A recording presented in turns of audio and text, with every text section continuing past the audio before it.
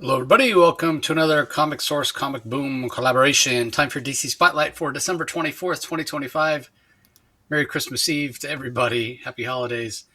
I mentioned this last week how DC is not putting out any books on New Year's Eve, which is the 31st, which is the following Wednesday, which I appreciate because, super busy during the holidays and what have you. But it's not okay if you just move all the books up a week. So instead of having 8 or 9 books this week and 8 or 9 books next week, instead we have 17 books this week. 17 books.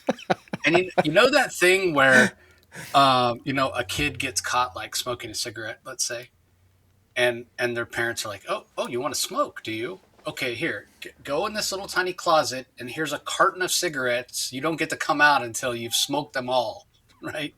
Or, hey, you're out with friends and you have a margarita or two and you're fine and it's great and whatever. But then when you have 7 margaritas, things aren't so great anymore. That's how I feel about the books this week. Like, there's a couple that I enjoyed, whatever, but by the time I got to the end, it was just like, I just wanted it to be over, and I Yeah. tried to, um, I knew it was going to be a ton of books. So I tried to like read a few each day. But again, I'm just so busy this time of year with holidays and 12 days at the comic source and doing interviews and like just so it didn't work out that way. So I had only read like 3 books going into Sunday, and then Sunday I had to read like 14 books, which I think I only ended up reading like 11 on Sunday, and then I read the last 3 on Monday. Um, but even so, to read that many, in that short amount of time, it's just like you can't really enjoy it. You know what I mean? Especially Yeah. because the other part of it is, we do our top 5, and those are the books we talk about in more depth and more detail. And maybe there are some books here that would have been in a top 5, on another week, obviously. But with so many, there are some that maybe I would have talked about in more detail, but now I'm not going to. But that is sort of the least consideration because I really was underwhelmed by the week. But again, there's part of me that thinks, well, maybe I didn't give some of these books a fair shake because there was just so much. There was so Mm. much, too much. Um, but I will say this as a positive: there was a time not too long ago, 2024 definitely, where this was a regular week. We'd get 14 to 17 books a week, and it wasn't anything like they were doubling up. Remember those weeks, Rocky, where we're Oh just like, yeah. oh my god. So at least this wasn't that. I mean, there's a reason why they're doubling up here, and we could argue what we could have done is we could have split it up ourselves, and done the other half. But I think Yeah. we might take next week off, or we might just do like a year in review.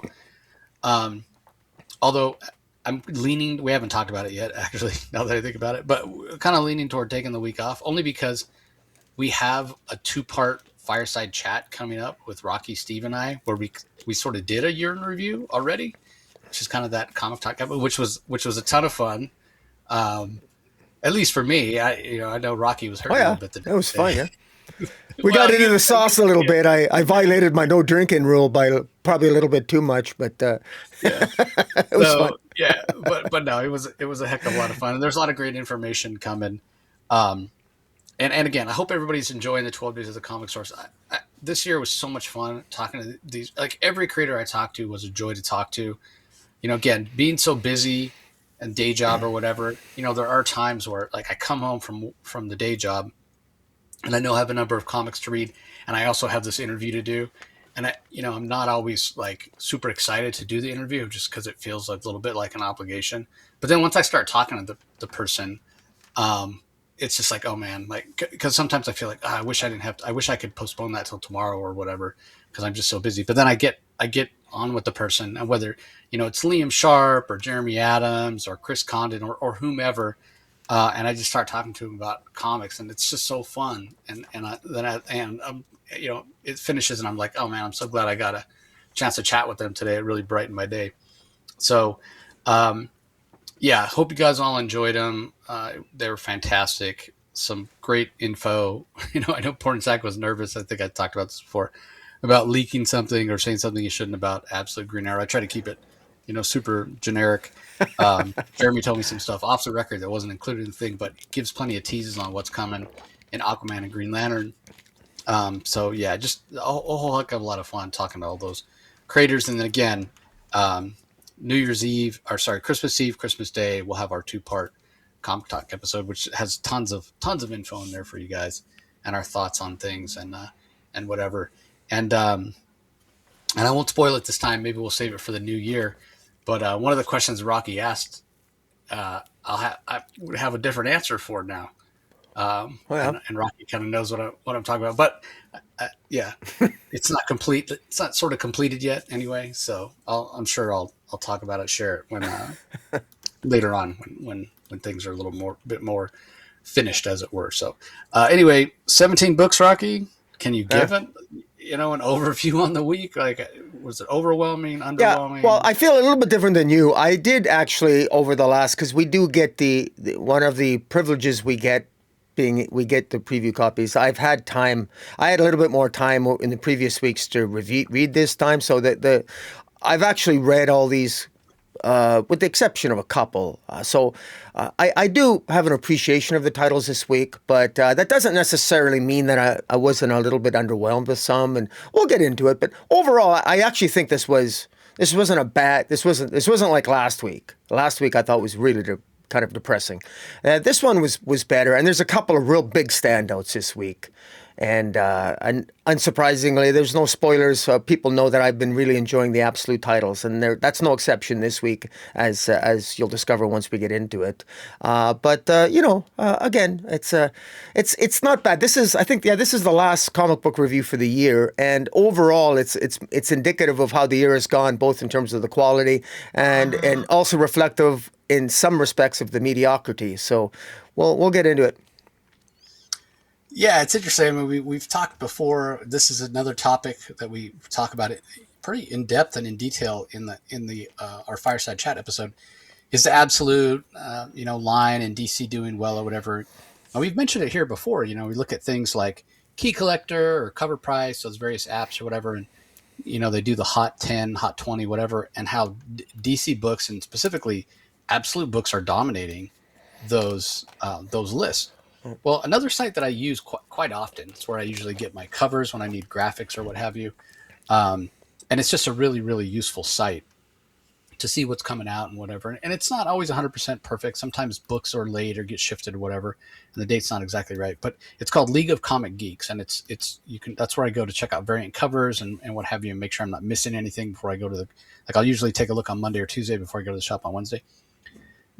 By default, when you look at the new comics for the week, there's a little tab you can click that says new comics, and it'll pull up the date and all the new books, and they are by default sorted by most pulled. And it's not any like super aggregate, super accurate, like they have their like some sort of secret sauce where they get kind of the diamond sales like it was back in the day, so it's pretty accurate when Diamond was the only distributor.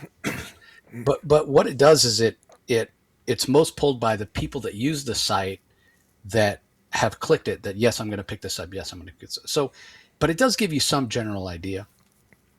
And what's really interesting is lately, and again, that's the default setting. Lately, when I go there week after week, probably for the last, I'd say since sort of the end of October, maybe the last week or 2 weeks of October until now, every week when I go there, like the first DC book is, or the first Marvel book is, because usually it's Marvel, it's Marvel and DC, they're at the top.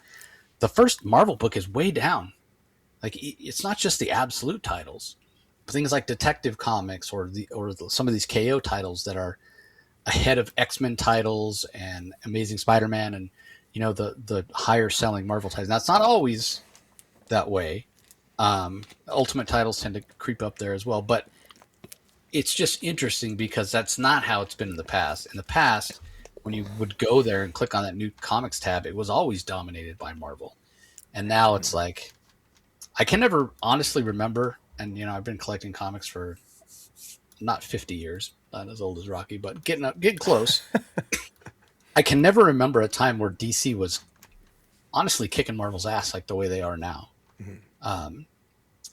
even in sales, which is just, I mean, there's times I feel like the storytelling quality has been just as good, if not better, than Marvel, but the disparity's never been this big. Like, we've talked about this as well. Like, how often do you see Marvel titles nominated for Eisners and Ringos and what have you? And it's barely any. DC is getting way more. Independent gets even more than that, rightly so. But yeah, we're just in a weird spot where DC is kicking Marvel's butt, which is really strange. So anyway, Yeah. let's go ahead and dive in, because we do have 17 books. And that being said, some of these books I'm not going to have very much to say about at all, just in the interest of keeping this under 2 hours. But the first book is Harley and Ivy, Life and Crimes, issue number 2, which is written and drawn by Erica Henderson. And, she handles the colors as well. And the letters are by Hassan Otsman Elhau. So this is sort of flashing back to Harley and Ivy getting together, and Harley cutting ties with the Joker. So again, I'm not the biggest Harley fan, and I'm like, I think Rocky's kind of in the same boat. I don't go out of my way to try to put these two together. I think there's other people that Poison Ivy I would enjoy seeing her in a relationship with more. I think there's other people that I would enjoy seeing Harley in a relationship more. I'm not really sure why. I mean, it is what it is. They put it together. People like it. Fans like it. So they've kept them together. But I don't really see why they're at times necessarily attracted to each other. It seems like an odd fit. But all that being said, I appreciate what Erica Henderson is doing here, fleshing it out. I think the art style works. So I think for anybody that is a fan of the Harley Ivy relationship, they will enjoy this. I'm not the target audience, but I do think this comics is technically very well done. And I did enjoy this issue. So, but it is toward the back half because again, there's just so many books this week. So it came in at number 12 for me this week, and it kind of just is what it is. So, any thoughts on it, Rocky? Yeah, it's funny. It came in at number 12 for me too, which is kind of funny because you and I are rating 17 books. It's not often that we get the same rating. But Erica Henderson, I'm not a fan of her artistic style, but I did enjoy the first issue. I thought was surprisingly well done from a storytelling point of view. I think that she does have. I think she's going to be telling a story that will possess a lot of verisimilitude. I thought the first issue did. In terms of explaining how and why, I mean, Harley went from being obsessed with the Joker to having a quasi-normal, only a little bit antisocial relationship with Poison Ivy, dysfunctional in different ways, but a little bit more normal with Poison Ivy. What made that transition? How was Harley able to make that jump? And in this issue, we get more answers to that regard. How successful Erica Henderson's going to be in telling that tale, we're going to have to wait and see. I don't think she's very good at drawing sexy characters. I think that's the one downside to this, and I think that's a downside to the series. And again, I am a Purian fanboy. That's my bias. These characters need to be more sexy, in my view, and they're not here, and that's because of her artistic style. I wish she was just a writer, because I think her writing is pretty good here. But I do get used to she is very expressive. So in terms of telling the story, her art is fine for telling the story. Harley is finally decided that she's ending her relationship with the Joker. The Joker very clearly is being very psychotic in his treatment of Harley. This is at the end of the relationship, and you can tell that in reading the narrative and the continuity. Erica Henderson is familiar with the continuity, and Poison Ivy is simultaneously fed up and tired of dealing with Harley, while at the same time she did save Harley's life, rescued her, and then finds herself tied up in Harley's sort of last vestiges of trying to rid herself of the Joker. And that does continue to play out well in the second issue. And so you're absolutely right. It is a must-have for if you're a fan of Harley and Ivy, and I am, by the way. I've got lots of Harley and Ivy comics, so I'm getting this whole series. So even though I might not be a fan of the artistic style, from a pure narrative point of view, I like the story, and I think that Erica Henderson is putting her stamp on this character, and this is a good way of doing it. And so I'm definitely in for the I'm in for the long haul here, and to see where this goes. Yeah, I'll push back a little bit on the sexiness of it. I think DC doesn't want it to be sexy. I hear you, and I'm sure Oh, there's fair plenty of enough. yeah. I Obviously. think yeah. Well, and I have a reason for that, and I'll get to that in a second. But I think that like I hear what you're saying, and I'm sure there's plenty of Harley and Ivy fans that are like yourselves that would want it to be that. Yeah. But I also feel like maybe they don't want to go in that direction because I feel like this is a book, and especially knowing Erica Henderson's kind of fan base, that is a little more aimed at a female audience, and so maybe that's why they're not leaning into that aspect of it as much. But the reason I say that is when you look at the variant covers, which would be an easy way to kind of play up to sexuality. Even the variant covers, there's no like cheesecake type covers even. Yeah. Now that might not be the case. Maybe we'll get some. Maybe there. I don't remember the variant covers for issue 1, and maybe we'll get some in later issues or whatever. But I did notice that because I kind of expected there to be some like cheesecake type covers, and there wasn't. So I do think part of it is that this is trying to appeal to a female audience, which is fine again. But there's still going to be plenty of male. There's plenty of male fans for Poison Ivy and Harley as well. But I just thought I would point that out because when I went to look at the variant covers, I was surprised. So, and this was the first book that one other thing I wanted to mention. This was the first book that I read, and usually I read them in the order that they're in they come in the program that we use.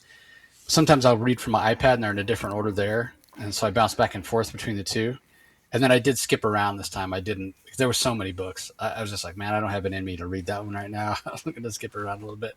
But I do wonder if reading some of the ones I read toward the end is the reason I have them ranked lower. But that's not exactly true because the third to last book that I read is like way up toward the top for me. So anyway, up next we have Green Lantern number 30.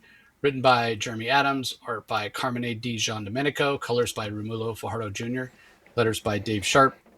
I really enjoyed this issue. I mean, not a big surprise. I think Jeremy knocked it out of the park. So this is in my top 5.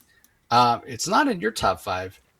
It could have been. It could have been. Yeah. I mean, okay. It was tough. It was 17 to yeah. Yeah, fair enough. Because it is. Green Lantern teaming up with Batman in a lot of ways. And ever since, I have a hard time, I can't really think of any stories that focused on the relationship between Bruce and Hal prior to the New 52. But we know, with the way Jeff Johns set up their relationship in that first issue of Justice League, the New 52 Justice League is really when they kind of started emphasizing this, and the name of this issue is Frenemies. So that's exactly what they are, I feel like, in modern DC comics. But it's interesting because going back and thinking of things pre New 52, I can't think of them having a frenemy type relationship, but also they did not have a frenemy type relationship. If you know what I'm saying, they didn't. I feel like their relationship really wasn't explored that much. I even struggled to think of team ups between Batman and Green Lantern prior. I think you're right. But I'm sure they exist. I'm sure there's a Batman Brave and the Bold, that early '80s series, late '70s, early '80s series that had Green Lantern and Batman. But I think their relationship was just kind of like whatever. There wasn't any aspect of it that stood out one way or the other. So I do appreciate that Jeremy is playing with this relationship and kind of the way it's been fleshed out in recent years. I think he does a fantastic job of making it humorous and making it feel sort of comic book accurate in the way that they trust each other, but they sort of try to push each other's buttons.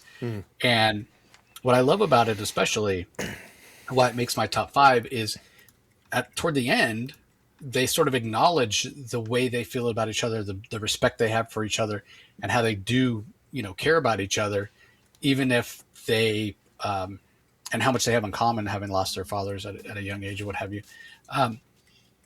And they sort of, acknowledge that. And it really shows that they have a bond and they care about each other.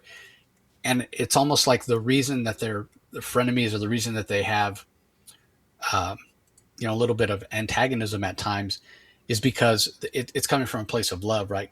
Like Hal wants the best for Bruce, and Bruce wants the best for Hal. And when they see them making decisions or choices or taking actions that they worry are putting them in danger or might not be in their own best interest, that doesn't always go, as well as it might. So I thought it was done really, really well. I thought it was heartfelt. I know at times, and Jeremy's talked about this, I think he's talked about it on the show.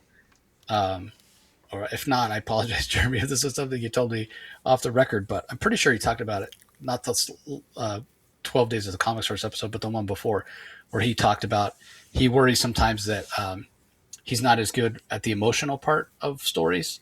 He knows he's good at the fun and the action and that sort of stuff. But there's a lot of emotion in this story, especially with the young boy who has started manifesting the ability to have his fears. He's in Gotham and he fears the rogues gallery, Batman's rogues and what have you. And as he's thinking about them, they're like manifesting. And this did jog my memory. I thought there was a character like that. Was it in the Batgirls? I think recently. I don't know. It's in the last couple of years. There was a character that had that ability. Not the same because they were grown, or maybe it was it in Greg Pak's City Boy? I don't know. It's not important. But anyway, I appreciated the emotion, building off this boy's fears and the way that Green Lantern related to the boy and Batman's appreciation of the way Hal handled the situation, everything. So yeah, it's an emotional issue in some respects. I thought Jeremy handled it really, really well. What are your thoughts on it, Rocky? Of particular note was, in many ways, when you look at I love how Jeremy Adams, in a way that Jeff Johns initially, like you said, in the New 52 Justice League issue 1, he right away he established Hal Jordan and Batman as having a very antagonistic relationship. And at no point during Justice League's entire New 52 run was there any sort of really genuine, heartfelt moment between Hal Jordan and Batman. We get that from Jeremy Adams here. And in a way that I thought was, first of all, establishing and reminding readers, saying that, reminding us that, actually Hal and Batman really do have a lot in common in terms of their formative origin, their motivations. A trauma. As they were children, they were different, possibly different ages when their fathers died, but that trauma they carried with them. And it's very interesting that Hal Jordan brought that trauma. He became a fighter pilot, and he became very, very good, very heroic, but in a very reckless manner. Hal Jordan thinks recklessly, but somehow strategically and recklessly at the same time. Batman is always about preparation, slow, methodical, preparing for every contingency. Hal Jordan is flying by the seat of his pants, and yet his instincts are more instantaneous than Batman, and it's more in keeping with his power set. When you have willpower, you need to act now with a lot of will, and that's Green Lantern's power set. Batman's very different. So you can see why they're different. And maybe that even underscored some of their resentment toward each other. Because they had the same origins and yet were different. And yet really when it comes down to it, both of them, when it comes right down to it, they protect and they help. And what a beautiful way that Jeremy Adams underscores that in the story by them, basically trying to come to terms and meet and speak to a young boy, a young metahuman who's got developed powers where he's fearful of Gotham and his fear, his particular power set, he can project images, and in many ways he can project things similar to Hal Jordan minus the power ring. And, Hal Jordan helping this young child deal with his fears and both Green Lantern and Batman. How cool is that if you're a young kid? You got Green Lantern and Batman giving you a tour of Gotham City, basically saying, hey, don't be fearful. Gotham City, at least from above, it looks pretty cool. There's nothing to fear. Everything's going to be all right. And everything is all right. And Batman reminds Green Lantern of that and basically says, look, you've saved the universe more times than I can count, despite the fact that you're reckless. So that seems to be something that works for you, and he respects that. And it was really a fantastic one-shot issue, very well done. And Jeremy Adams, you definitely know how to get tug at the heartstrings here, because this was a very well done issue, and this is just what Hal Jordan needs to hear right now, because Hal Jordan is kind of a little bit fearful in terms, because he's in the book of Oa and he's not really sure why he's in the book of Oa, and Batman traced some tachyon particles in his brainwave scans, and so something is going on within the mind of Hal Jordan related to the book of Oa, and that's the larger story. And anyways, just very well done. And Carmen DiGiomenico, the art was quite good this issue as well. So overall, yeah, it's a very good issue. Where did you have it ranked? I actually had this ranked down at, this was right at number 7 for me. 7, gotcha. All right, up next we have Justice League Red, issue number 5, penultimate issue. Saladin Ahmed on script, Clayton Henry on art, Arif Prianto on colors, Lucas Catoni on letters. I really enjoyed this. Again, I think this is in my top 5 if it's a smaller week, especially the Clayton Henry art. We've talked about it before. I really love the way he draws Power Girl especially. Does a great job on Black Adam as well. Black Adam here is schooling the Justice League Red and letting them know that Red Tornado basically has been taken over and he's pulling their puppet strings. And that's revealed at the end. Red Tornado is manifested in this entity, I guess you'd say, that's referring it to itself as the Crimson Cloud. So how that's going to play out and what exactly is the truth and what have you, I guess we're going to have to wait and see and find out in the last issue. But I did enjoy this, but at the same time, this is an interesting book because, again, setting aside the fact that this is a double week, we're getting to, this feels like a series that's not really necessary, if you know what I mean. Like, oh, for sure, you could not read this because it's not adding a lot to DCKO, even though it ties in tangentially. It's not adding a lot to DC Unlimited.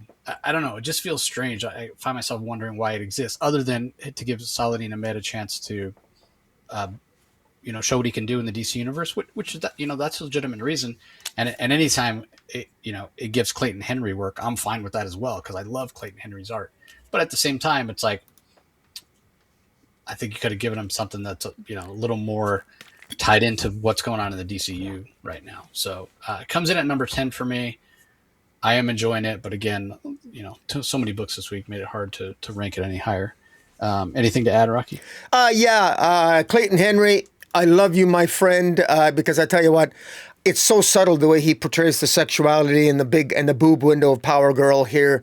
At one, she'll be laying on the ground, you see the boobs, and then there's another angle. Oh, it's a sexy pose, and then next line, one page, she'll be bent over, staring right at the reader, and you see the boob window, and then she's standing up, and you're seeing her bent over from behind, and it's all very subtly sexual, and it's beautifully rendered. And I mean, this stuff matters, and I don't say that because I'm trying to make a joke. I'm being serious. There's a sexiness to his art, and he gets it. He gets the character, while at the same time, Power Girl, as Black Adam says, she's a leader in her own right. So I'm not saying Power Girl is not portrayed in a disrespectful manner here. She not only is sexually provocative, but she's a powerhouse in her own right. She's intelligent. She knows what she's doing. She's heroic. This is very well done. And Saladin Ahmed, he does good character work here. I would agree with you that there's absolutely issues that, does this comic need to exist? Well, not technically, no, but it is kind of cool. And Red Tornado we've established a new villain at the end, which is this Crimson Cloud, which has taken over Red Tornado. And you know what? I got to be honest, I don't mind this Justice League Red. If there's, we in Justice League United, we can have Justice League United and still have factions within Justice League United that prefer to work together. And if Justice League Red is one of those factions, I got no problem with that. I like this team up. I like the makeup of this team, and I like what Saladin Ahmed has done here. He was given an assignment. I feel that maybe this assignment was sort of forced on him a little bit, just to try something different. But I like his choice of characters on the roster for Justice League Red, and I think he's done something decent enough with the story. And Clayton Henry, I like how he's sort of creatively, whether he did it by design or simply by fluke. I really like his. I love his art, especially for Power Girl. Yeah, Justice League Unlimited. Just want to Throw that out there. You think you said Justice Unlimited. United? Thank you. Sorry about that. Yep. All right. Up next, we have Harley Quinn, number 57, which also happens to be Legacy number 200. So I'm a little surprised they didn't do more. It is double size. It's 40 pages. And we get the resolution in a lot of ways of the biggest story arc that we've had going on so far with what is there, Althea Klang, the almost a frenemy in a way for Harley. She's sexually attracted to her, physically attracted to her, but yet they're enemies because of what Althea is trying to do with to throat cut her heel and developing it real estate wise or whatever. So anyway, both written by Elliot Kalin as the writer. The first story is pencils and colors by Terry Dodson with inks by Rachel Dodson and Lucas Gattoni. And then the second half of the book, we have art by Carlos Oliveras with Marisa Louise on colors. Lucas Gattoni handles the letters there as well. Very jarring to get these different style of art. The Dodsons give you that really slick, beautiful style of art that you come to expect. It's especially great because the first story is very meta with Elliot Kalin, and we get to see Harley in a bunch of her different costumes from over the years. And then we get to the Carlos Oliveras art, which I can't stand it. It's that ink splatter. It's that messy style that I just really don't care for. That seems to be gaining in popularity. But he maybe is the worst offender of all, with just random squiggles and lines here, and it just makes the art look dirty. I just don't care for it at all. The story itself, I was actually surprised by how much I enjoyed it, but yeah, I mean, half the art being really great and half the art being really bad for me pushed this all the way down to number 13 for me. So curious to see where this goes from here with Elliot Kalin. But yeah, we'll have to wait and see. But yeah, like no pinups or anything. Like I was a little surprised. I figured maybe we'd get some pinups or something, being that this was such a big anniversary issue. So yeah, that surprised me a little bit that we didn't get more in terms of, hey, going to celebrate the 200th issue of Harley Quinn. You would think they would do it in a little bit more, call more attention to it, I guess. And they really didn't, like not even a huge amount of variant covers or what have you. So anyway, what'd you think of it? It's interesting. First of all, I was so happy to see the Dodsons back drawing Harley Quinn. That to me has been her best comic book run of all time. Frankly, is that when the Dodsons had that classic, they were on Harley Quinn for the longest time, and I miss that style of art. It's also my favorite costume for Harley Quinn, and to have the conspiratorian, or what's the guy's name? His name is he's an interesting character. He's the deconspirator, and he basically tells the origin of Harley Quinn, and he breaks the fourth wall. It's kind of funny. I really enjoyed it. It just makes me miss the Dodsons. And you're absolutely right about this new style of art. It's very Daniel Warren Johnson like, and I love Daniel Warren Johnson, but it's only for particular kinds of stories. If you're telling stories where there's a lot of fighting and it's not for everything, and it's absolutely not suited for Harley Quinn at all, in my view. And it just isn't sexy. I don't think it's if you're going to do a viscerally violent issue where there's limb ripping and destruction and everything else, or maybe for a Twisted Lobo-like comic, that's fine. But boy, it sure doesn't fit this style of storytelling. But I agree with you that the story is really good. Althea Klang or whatever, great character. I'm looking forward to the date that Althea and Harley might have. A new potential love interest for Harley Quinn. I think Elliot Kalin did a good job there. Story dragged on too long. It was probably 3 or 4 issues too long, but it is an interesting new character that has a lot of potential. And so overall, not bad. But overall, like I said, for a 200th issue of Harley Quinn, considering all the hype she's gotten, I'll be honest, she hasn't earned more than 40 pages of hype because it simply she hasn't been a compelling character for going on 5 years now, and that's just the harsh truth. Yeah, fair enough. Where do you have it ranked? I had it at down at number 14 for me. Yeah, I had 13. So, all right, up next, Justice League versus Godzilla versus Kong 2, issue number 6, from writer Brian Buccellato. Christian Duce on art, Luis Guerrero on colors, Comic Crafts Tyler Smith on letters. Gorgeous art from Christian Duce. He's killed it on every single one of these. Getting to see Martian Manhunter as a giant titan or a kaiju, he transforms at the end, is awesome. The art really makes this book. It's so fantastic the way he draws these titans. It's amazing. As far as the story itself, I felt a little bit lost. I felt like I needed to go back and reread the previous issue or maybe the previous 2 issues, because I think there's so much to the story here that Brian Buccellato has to move really fast, and the pacing is not probably as great, and the story doesn't give as much time to breathe as he might necessarily want it to. But that being said, just like the first issue, this was the first volume of Justice League versus Godzilla versus Kong. This is going to read really great as a trade. I also, it was great to see Wally West and as Flash take over here as Flash. And one of the things I realized in looking at the costume that Christian Duce gave him, I prefer Wally where his hair is loose, like the old school Kid Flash costume.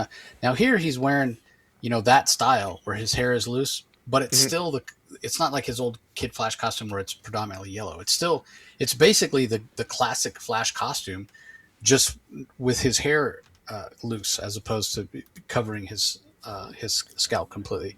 Yeah, I just really appreciate that because it gives him a different look. Just by looking at him, without him even talking, is it Barry or is it Wally? Right away which character it is. I just prefer that. It's a little thing, but I really, really appreciated it. But again, this continues to be a really fun story, something I'm going to have to go reread again in the trade or read all the issues once they're all out.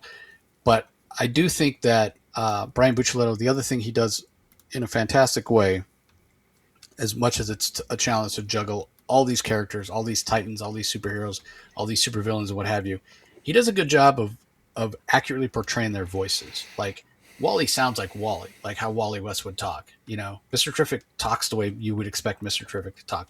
He understands who these characters are in terms of personality, and he gets their voices right. And I really appreciate that because that's a challenge, I think, with this many characters in a book. So yeah, it comes in at number 9 for me. Again, this probably would have come in around 5 if there wasn't so many books this week. So, what are your thoughts?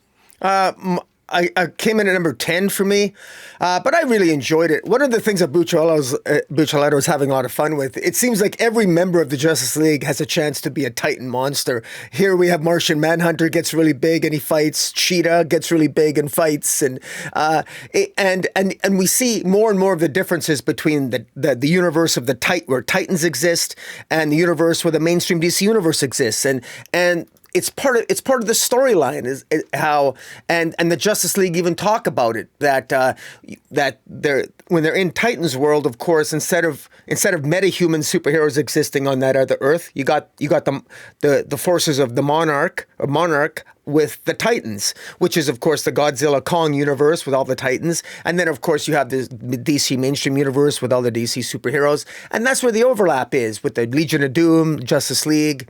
And there's sort of the machinations of Lex Luthor, along with the Suicide Squad leader, Shaw. And we should note that Shaw killed Amanda Waller, and Shaw himself ends up getting killed by the Black Manta this issue, and so he finally gets his comeuppance.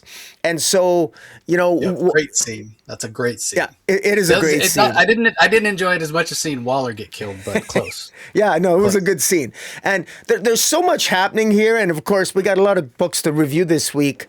And again, this without. This could have made my top 5 in any other week. This is a lot of fun, and this is the 6th issue, and it's not over yet. I'm not sure if this is going to be 7 issues or 8 issues long, but Buccellato, I like the fact that DC's giving him more real estate. They didn't say to him, "Look, no, you only got 6 issues. End it." No, they say, "You know what? Have another issue if you need it." I don't know if it's going to be another issue or 2 issues, whatever he's going to get, but I think he deserves it. And I think that this is something that I don't know what the sales are, but I think that the first one sold reasonably well with the promotions that they had, and I think this one's selling reasonably well too. This is a good time for to have a monster comic. This is a great time for Godzilla and Kong and the Titans. This is a comic book that, frankly, it's coming out at as best a time as one would expect, for given the characters and intellectual properties involved. And of course, the Monarch it has got a season 2 on, I think, what is it, Amazon or is it Apple? In any event, this is going to read really well as a trade, and I might pick this up in a trade as well. And in any event, a lot of fun. There's so much going on. We don't have time to go into all the plot points. I wish I could, but we have too many comics this week. But I really enjoyed it. And I really love cover A with Kong and Supergirl and Wonder Woman on the cover. It looks really cool. Just sometimes keeping the cover simple with just a monster on it looks amazing. And yeah, so this I would recommend this, even though I ranked it at number 10. It's a lot of fun. Yeah, I mean, not a lot of variant covers that stood out for me this week. I haven't shouted any out because none of them have really stood out for me, which is fine, being that there's so many books. I don't necessarily need them to have, really great variant covers. But 7 issues, just for the record, which is the same amount of issues that the first volume got. So yeah, we got two to go. All right. I'm really curious to hear what Rocky has to say about this one. In fact, I'm going to make him go first. Up next is Superman 33 All Fight Month Round 7. So you'd think, okay, it's Superman, great. Superman comic has been absolutely on fire lately. Can't wait to get my Superman fix. And then I open it up, and it's the fight between Lex Luthor and the Demon, which dominates the issue. You do get a little bit of Lois. You do get a little bit of Superboy Prime. So I did appreciate that. It was by far my favorite part of the issue. But I was a little disappointed because I wanted my Superman fix. Joshua Williamson, writer, Hayden Sherman on art, Alejandro Sanchez on colors, Ariana Mayer handles the letters. Hayden is one of those artists that can be really fast, but I feel like he might have been a little rushed with this issue. I mean, when's he even drawing this? Because he's drawing Absolute Wonder Woman. He obviously has finished Dark Patterns a while ago. But I just didn't feel like the art was up to his usual high level. It's not bad, but it just didn't feel as good as his art in Absolute Wonder Woman or in Batman Dark Patterns. Yeah. I'm just not.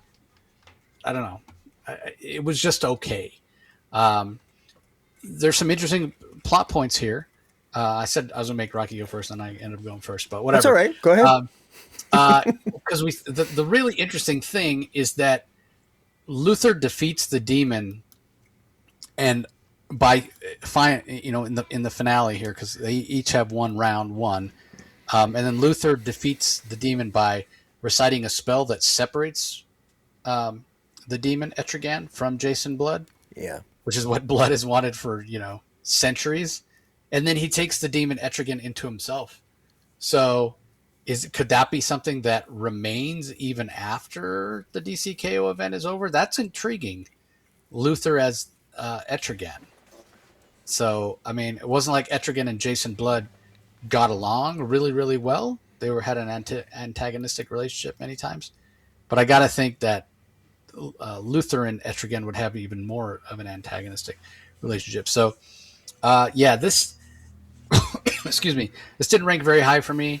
Again, because I was a little disappointed in the art, and just personally, I was disappointed even in the story. Like, I wish, like, it's interesting. Why didn't you put the Superman Captain Atom fight in here and do a one shot for Luthor and the Demon? It's almost like, okay, I'm DC marketing, and I'm like, well, if we put Superman versus Captain Atom as a one shot, Superman fans are going to pick that up and buy it, right? Mm-hmm. As opposed to putting out Lex Luthor and Demon, maybe people don't buy that. And then we'll just put the Lex Luthor and Demon issue in the regular Superman comic, because Superman fans are going to buy that too, because they don't want to, have a hole in their run. Yeah. So it feels a little bait and switch, just a little. Yeah. So yeah, this ranked at 11 for me, and it could have honestly been much lower. I bumped it up a few ranks based on the potential for something with Etrigan and Luthor, and also just it is important to the overall story that's happening in DCKO. So it probably got another rank for me. Maybe quality wise, it's more like a 16 or 17, but I put it at 11. So, all right, what are your thoughts, Rocky? Well, I put it at it was at number 8 for me. I'm not, I've been generally underwhelmed by the DCKO event. I've been having, the fun I've been having with DCKO has been, frankly, BSing with you and Steve, both sort of off and on, and sort of we're texting each other all the time. And guys at my local comic shop, we're having fun with it. But in terms of the actual narrative itself,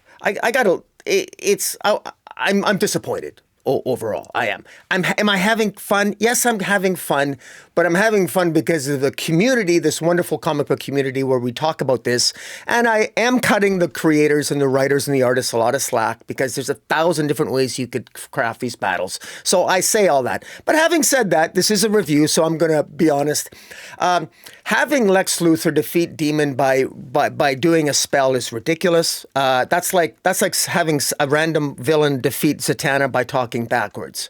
You can't do that. That's not Lex Luthor's power set, so it's a cheat. So Joshua Williamson, I give you a 0 for creativity. Straight up 0. And also, there's no substance here. The whole thing starts off, does Lex Luthor have a soul? That's never answered. Plus, who cares? I never asked, of course he has a soul. Who's ever asked if Lex Luthor has a soul? Well, of course we know Lex Luthor has a soul. The whole thing is just crafted wrong. Hold on. I will say he's asking that question because he wonders if he made a deal with Neron at one point, and he wonders if he still has a soul, if Neron took it. So, I take your point. It doesn't matter if he has a soul or not because he's going to be prick ass Lex Luthor regardless of whether he has a soul or not. He's going to be a dick and do evil shit. Yeah, no, fair enough. And thank you for holding me accountable. That's right. But for me, the one thing missing in all these battles is just I wanted more of the focus to be on the battle itself as opposed to the sort of like the conversations that they're having that are, in my view, just irrelevant. I don't care about these conversations that Harley's having with Zatanna or Captain Adams have and Superman moralizing. No one seems to be taking these fights seriously enough. Now, to Lex Luthor's credit, at least Lex Luthor and Demon, they kind of hate each other and they're prepared to win and do whatever it takes. And they get it. They get the assignment.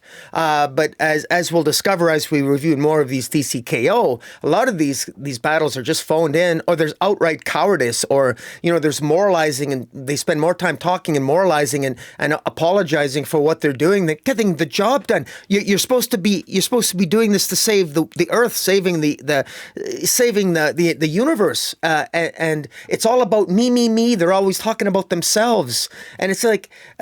This doesn't. It's missing the point, and because of that, it's missing some of the fun element. But having said that, you said that this is a significant issue for a lot of the plot points. One plot point is Booster Gold at the end he clearly is. Booster is Darkseid. None of the heroes participating in the DCKO event know that Booster Gold is actually possessed now by Darkseid.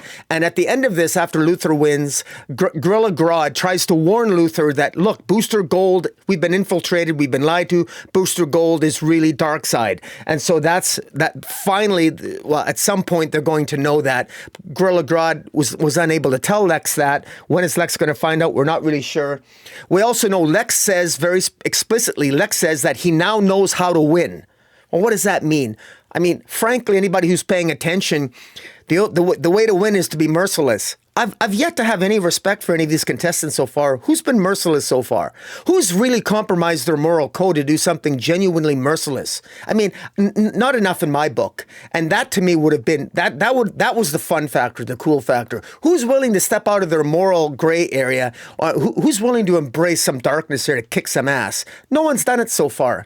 And also, there's no consequences. You mentioned something very interesting. Will Lex Luthor be able to, now that the Etric and the Demon is within Lex Luthor, is there going to be any consequence to that?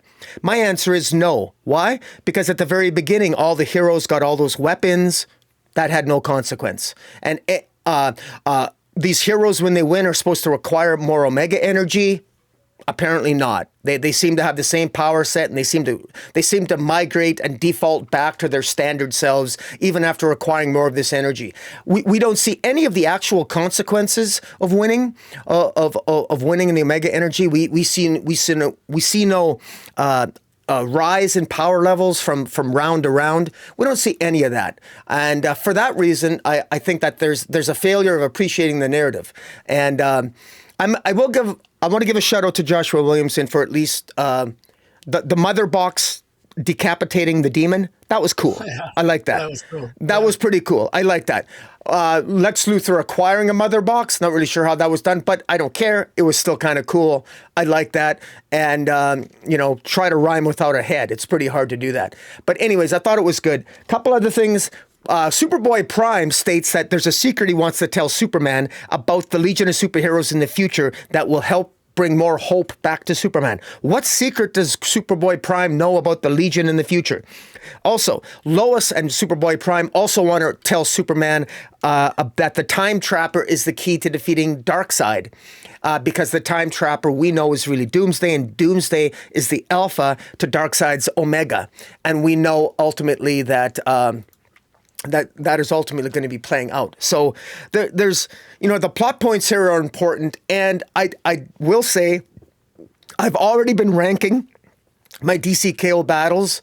I actually think that the Lex Luthor Demon one is one of the more fun ones. If I was going to say fun, if I'm going to be ranking them right now near the top, I would say Aquaman and Jeremy Adams Aquaman and Hawkman I really liked, and I really enjoyed this one. Might come in at number, he's battling for my top 3 so far. So, but yeah, overall not bad.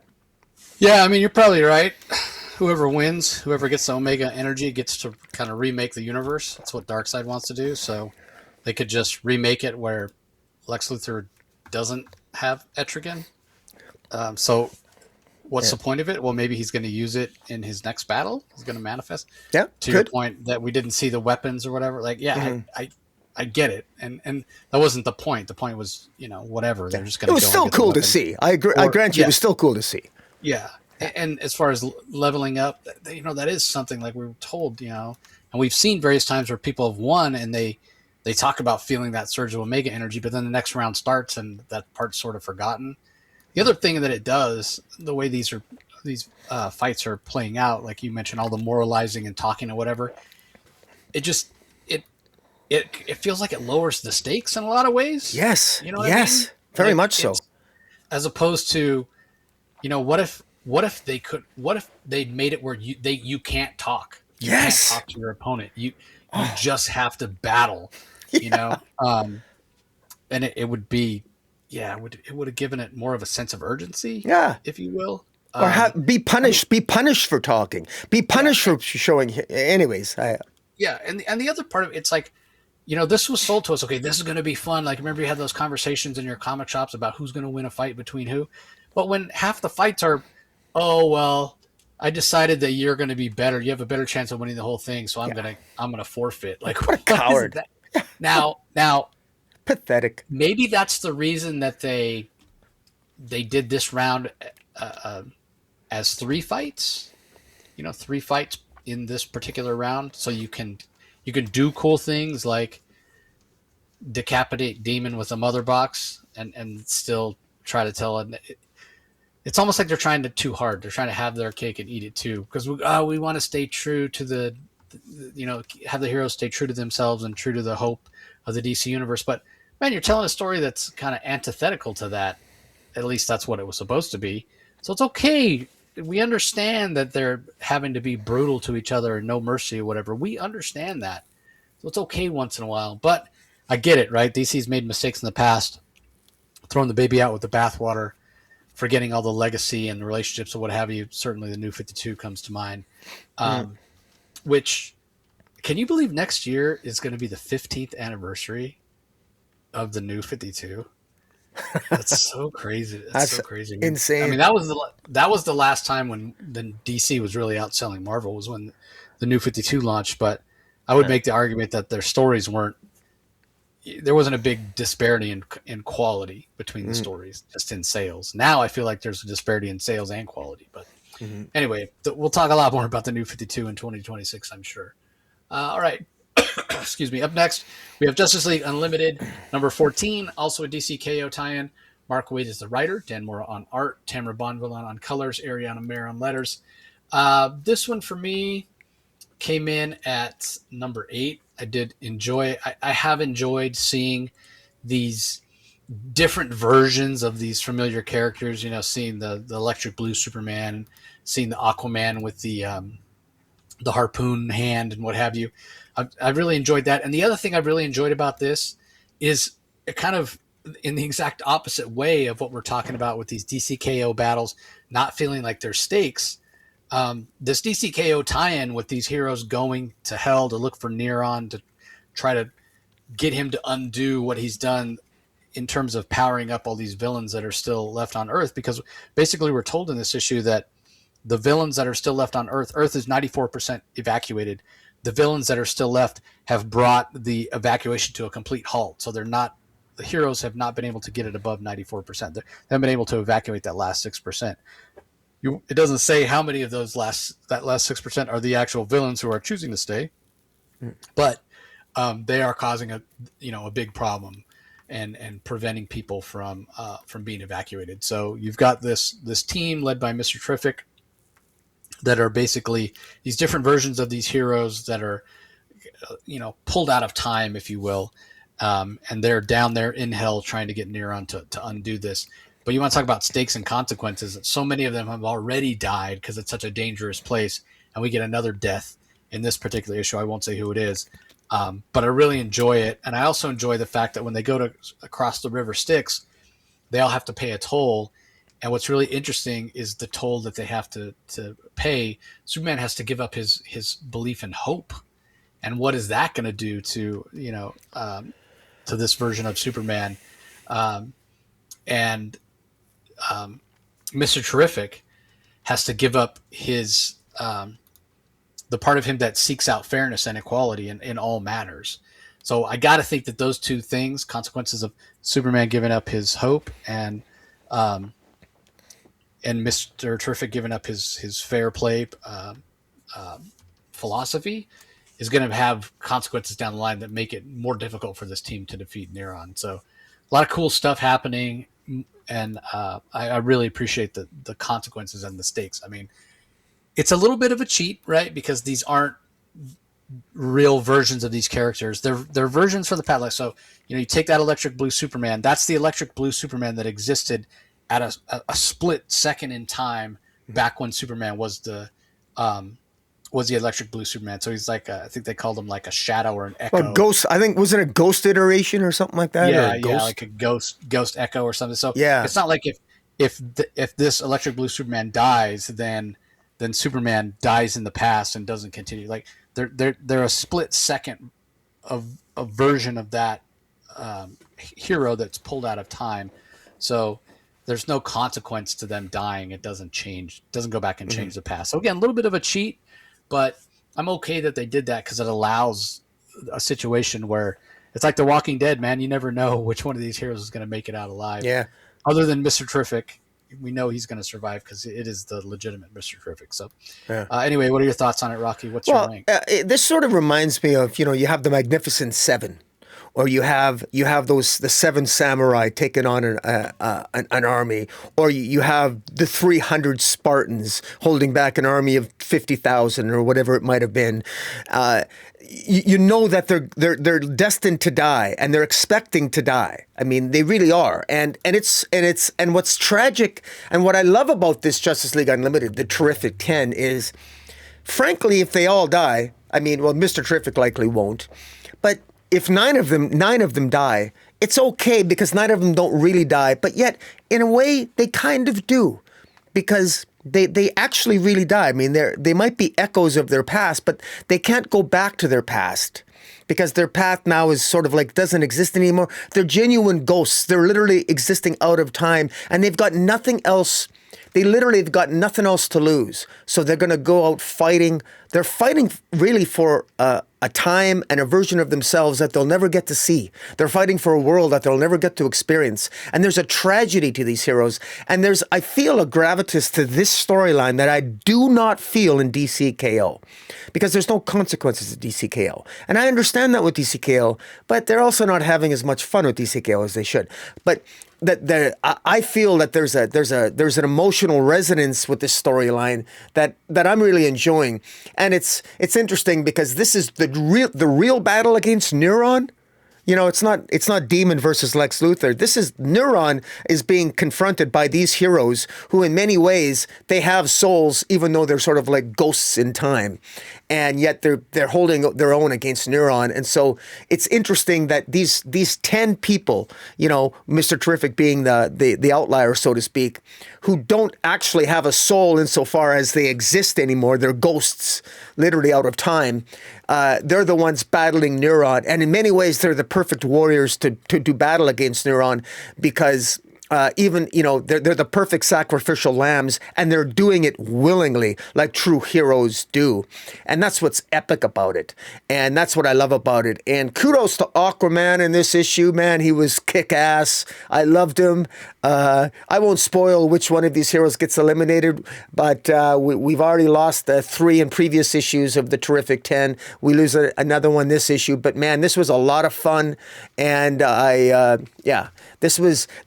this did come in at number 11 for me. It just for a number of different reasons, but anyways, it's still a lot of fun. The Wrath of Neuron, indeed, and but man, it's the Terrific 10.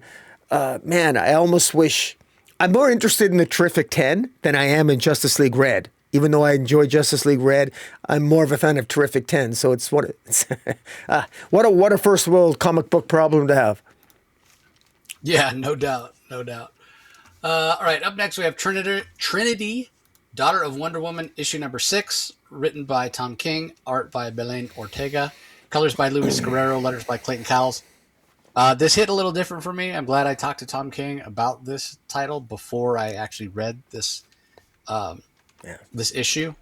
You know, he talked a little bit, just to give a little bit of a hint. He talked a little bit about struggling early on to get the voice of Lizzie correct, and who she was and what have you. So he acknowledged that she was a little bit unlikable to start, but that certainly changed, and we get the 3 different versions of her here, and she basically gets to spend the day with Steve Trevor. We get the answer of how Steve Trevor's coming back. Steve Trevor is back, and I appreciated how that was done. I liked it. I think the Bele Ortega art was done really, really well. So this didn't end up being a book in the way that I thought it would be a little less important in a way, and just more like a book for kids. But it ends up being pretty important because, again, it does show us a different side of Steve Trevor, gives Trevor more agency, tells us how he comes back to life. Is it a way to tell some jokes and have Bele Ortega draw corgis? It's that also. But ultimately, this is a pretty fun series. We talked about the romance between a young Jason Todd, and Trinity last issue. I thought that worked, and I thought this issue was really, really heartfelt with getting a chance to see Trinity spend a day with Steve Trevor. So I enjoyed this. It's in my top 3, actually. Lord, I thought it really accomplished, I think, what it set out to do.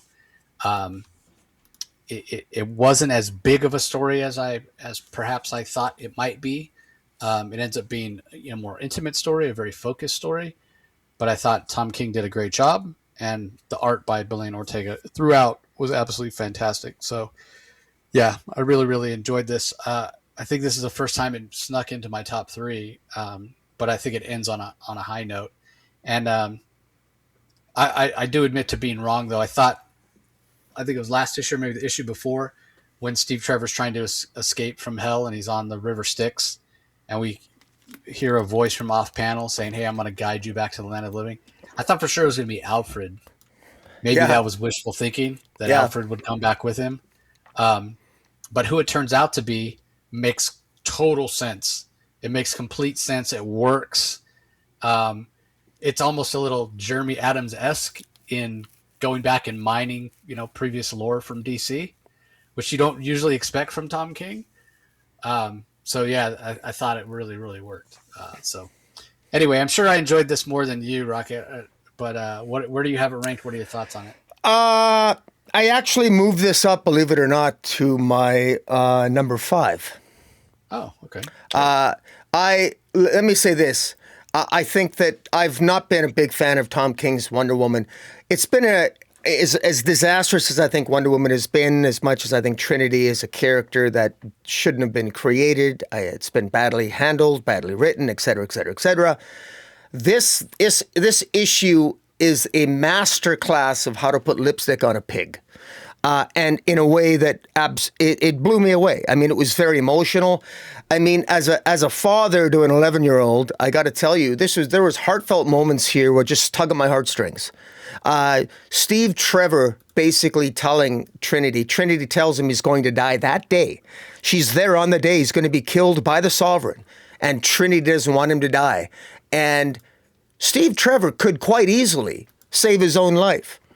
But of course he's going to choose not to. Why? Because if Steve Trevor saves his own life, and he could easily do it, and frankly take out the Sovereign because he knows what's coming. But he knows if he does that, Trinity will never be born. And if you know that in order to live, your daughter's never going to be born, and you just met her from the future, of course not. And there's a wonderful moment where Steve Trevor says, "Me dying created you, and I won't give that up." And she says, "Because you're selfish?" He goes, "No, because I'm your dad." I mean, that just like got me right in the heartstrings. And so 100% Tom King, you got me.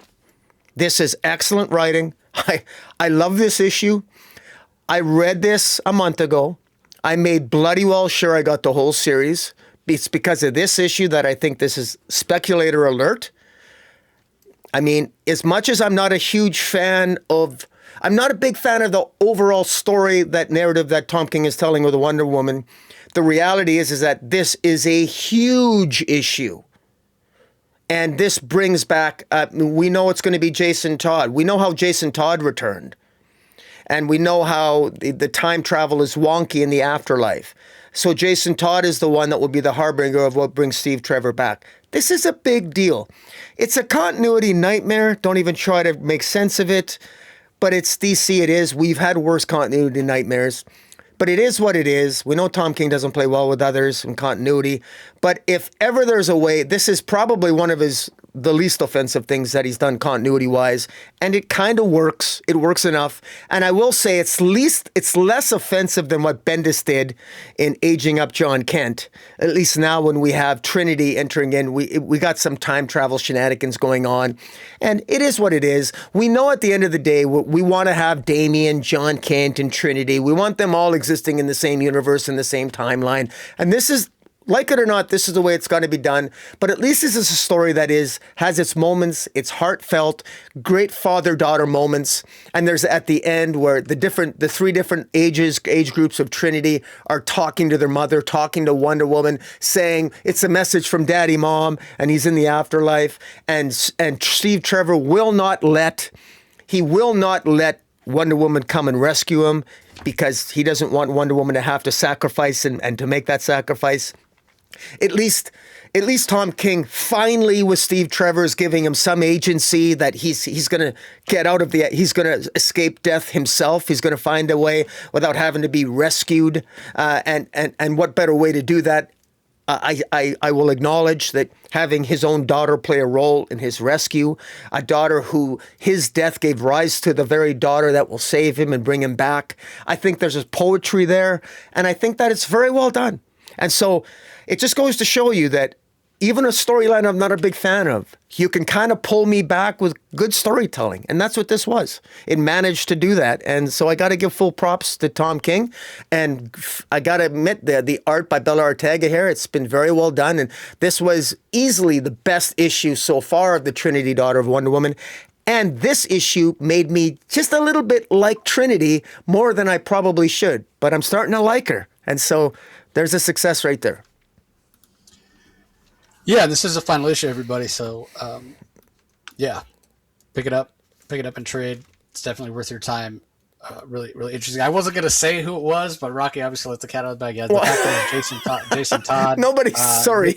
made so much sense. You know, we saw her Trinity whispering things to Jason Todd in the previous issue. We know he comes back to life. This is all tied in with that. Whatever. But I got to tell you, just as a quick aside, I'm curious how many are DC fans, and there's a lot of Jason Todd fans out there. Are they going to be upset about this? Are they going to be livid? Are they going to be happy? Are they going to be excited? Because this is all about, very clearly, if Trinity ends up in the mainstream DC universe, Trinity and Jason Todd are kind of a love interest. That's kind of a thing. So it's going to be interesting to see long term. She's so much older than him. He's so much older than she is. Yeah, but she was time traveling. So right, but who knows, right? I mean, yeah. The wonkiness of the time travel. Yeah. What's the after Wonder Wars? Are we going to end up with Trinity in the present, an older Trinity? Like, what's going to happen? So I got, I have a feeling we're going to end up with an older Trinity in the present somehow, some way. But whatever, we'll see. Yeah, we'll definitely see. Yeah, I mean, it's possible. It's possible that Tom King could use the Wonder War to shift some stuff around. Yeah, there's hints of what the Wonder War is, as much as Tom could say in that conversation as well. But yeah, you talked about what did you say, debacle? What, I can't remember what the word was he used in describing. It was a D word in describing Tom King's Wonder Woman. But I'm curious, where do you rank the King Wonder Woman run in comparison to the Clunrad run? They're not even comparable. They're not even comparable. I will say, in terms of an overall, if you had to reread, if you had to pick one or the other to reread, which would you pick? To reread, I would say the early part of the Clunrad run was really good when she was in Asgard. I really enjoyed that. But in terms of an overall, more of an interesting overall narrative, I'd probably go with Tom King. Even though neither ones are I'm big fans of, but Tom King has its moments. Psycho stuff. Remember how cringy the milk and the Psycho? That's what I mean. So it's kind of a. You're asking. It's like apples and oranges here. So, yeah. You want to eat this rotten apple, or do you want to eat this moldy orange? Yeah, exactly. Which one? Yeah, both so good. And just a little dab of Trinity on the end there. It's like the cherry on top. Hilarious. All right, up next, another book that's in my top 3. The Courage That Kills, Part 4. Detective Comics number 1104 from writer Tom Taylor. Mikel Janin handles the art and the colors. Wayne Fokker handles inks on pages 1 through 16. And then we've got letters by Wes Abbott. So I say this all the time. I scold Rocky all the time when he goes and reads ahead. Like, man, and I try not to do that. I try not to read ahead because I don't want it to color my reviews of the books that are about to come out or that have come out on the day that we're talking about them. That being said, and I had so many books to read on Sunday, like I said. That being said, as soon as I finished reading this issue, I immediately went to the January portion of our program that DC, puts the press previews in to see if the next issue of Detective Comics was in there, and it was, and I read it. That's how good this issue was. I was like, no, that can't be the end of the issue. I need to know more. So yeah, I really, really enjoyed this. I love the narration by Bruce Wayne. As Batman as this infection that causes him to lose his fear is taking over, and he's starting to question his own judgment. Am I making the right choice? Is this the lack of fear that's leading me to think this or have this plan or whatever? And then we get a scene where he tracks down the Lion and confronts him and starts fighting him hand to hand. And this was part of why I really wanted to go and read the next issue, because he makes a comment about the fighting style that the Lion is using feeling really familiar. And so all of a sudden it's like, wait, is this Lion character somebody that we should know who it is, or it's somebody who Batman knows? Like, what is going on? I thought it was a fantastic way to really hook readers, and it worked on me, right? And I apologize to everybody out there that's going to read this and has to wait a month, because I'm not going to spoil, and I'm not going to talk about anything about the next issue, obviously, other than to say you do get the answer in the next issue. We do get the origin of the Lion in the next issue. So when you add this really fast-paced, really fantastic story that Tom Taylor is crafting with the gorgeous Mikel Janin art, like, all I could think as I was reading this, because not only did I read it and really enjoy it, but even later that day I was thinking about it. Even the following day I was thinking about it. And what popped into my head, I'm going to call you out a little bit here, Rocky, where you've said multiple times about how the mainline DC titles just aren't as good as the absolute titles. Mm-hmm. And I point people to this. Read Detective Comics. You want to tell me this isn't good or better? Like, I like this better than Absolute Batman. No, it's not even a question. I like it better than Absolute Wonder Woman. Maybe not quite as much as Absolute Superman, if we're talking in general. Yeah. But yeah, I think Tom Taylor's just killing it. Now, that being said, this doesn't necessarily have to be in main continuity. So, I take what you're saying about, hey, maybe the main titles aren't that great. DCKO has been underwhelming for you. It hasn't, and for me is a little bit as well, maybe not quite to the same extent as you, but I take your point, right? Like, the absolute titles are selling great, DCKO less so. And for a lot of the criticisms that we're giving it were, too much talking, not enough action or what have you. This doesn't tie into any of the DCKO stuff, right? Or any of the Omega stuff or Darkseid, whatever. This could be really happening at any time. So, if you want to talk about it, in terms of that, well, this is kind of separate from the main line in a way, even though it is main line. And you're not seeing events that are happening even in Matt Fraction's Batman run, the main Batman title, that are being reflected here. Taylor's just kind of off doing his own thing. Not that anything here is contradicting stuff, but, it's just that weird timeline that maybe this is happening before DCKO starts or whatever, wherever it needs to fit in order for the continuity to work. But just in terms of like the quality of the comic, the quality of the art, quality of the storytelling, it's technically well put together in terms of pacing and the way things are being revealed slowly to draw us in. I mean, this is fantastic. This is how you make great comics. And for me, like, if I want to compare this, you want to talk about comparing runs, I asked you to compare King and Clunrad. I'll just compare Taylor to himself, right? Like, this versus his Nightwing run. Oh my God, this is knocking his Nightwing run into the dirt. And a lot of people love his Nightwing run. We had our problems with it, especially pacing wise. Yeah, it was great at the end, and he nailed the landing. But this Detective Comics run has been consistently excellent. Yeah. Every issue has been excellent. And so, yeah, this was a no-brainer to be in my top 3. And this was actually in the running. I'm going to spoil a little bit. I thought this was like my book of the week for sure. I was like, oh, nothing's going to top this. I finished reading it and I went and ranked it right away. And then there's another book that knocked it down for reasons I'll get into when I talk about my rankings. But yeah, this was just excellent. Like, oh my God. And the next issue is fantastic as well. I get it's a little bit of a cheat. But again, I did rank this number 1 before I went and read the next issue. So yeah, it's legitimate. But anyway, what are your thoughts on it? Well, Tom Taylor does just a great job this issue. He knows Batman. He knows his character so well. He knows the DC character so well. And Tom Taylor, boy oh boy, when I think of how genuinely underwhelming his Titans was, and how such a, mostly a disappointment is Nightwing rise in terms of Nightwing just being a little bit too friendly and too happy, just too touchy-feely and happy. His Nightwing needed to be a little bit, dare I say, a little bit more aggressive and darker. But it is what it is. This is Batman at his best. Batman he's dying of this disease. He's got this virus. It's likely going to find a cure for it, but he's got to find the Scarecrow.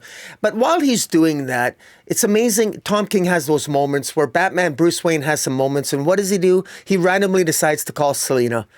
And it's just like he just wants to hear her voice. And he's got to go because Superman shows up. And why did he call Selina? He didn't need her for anything. He just called her.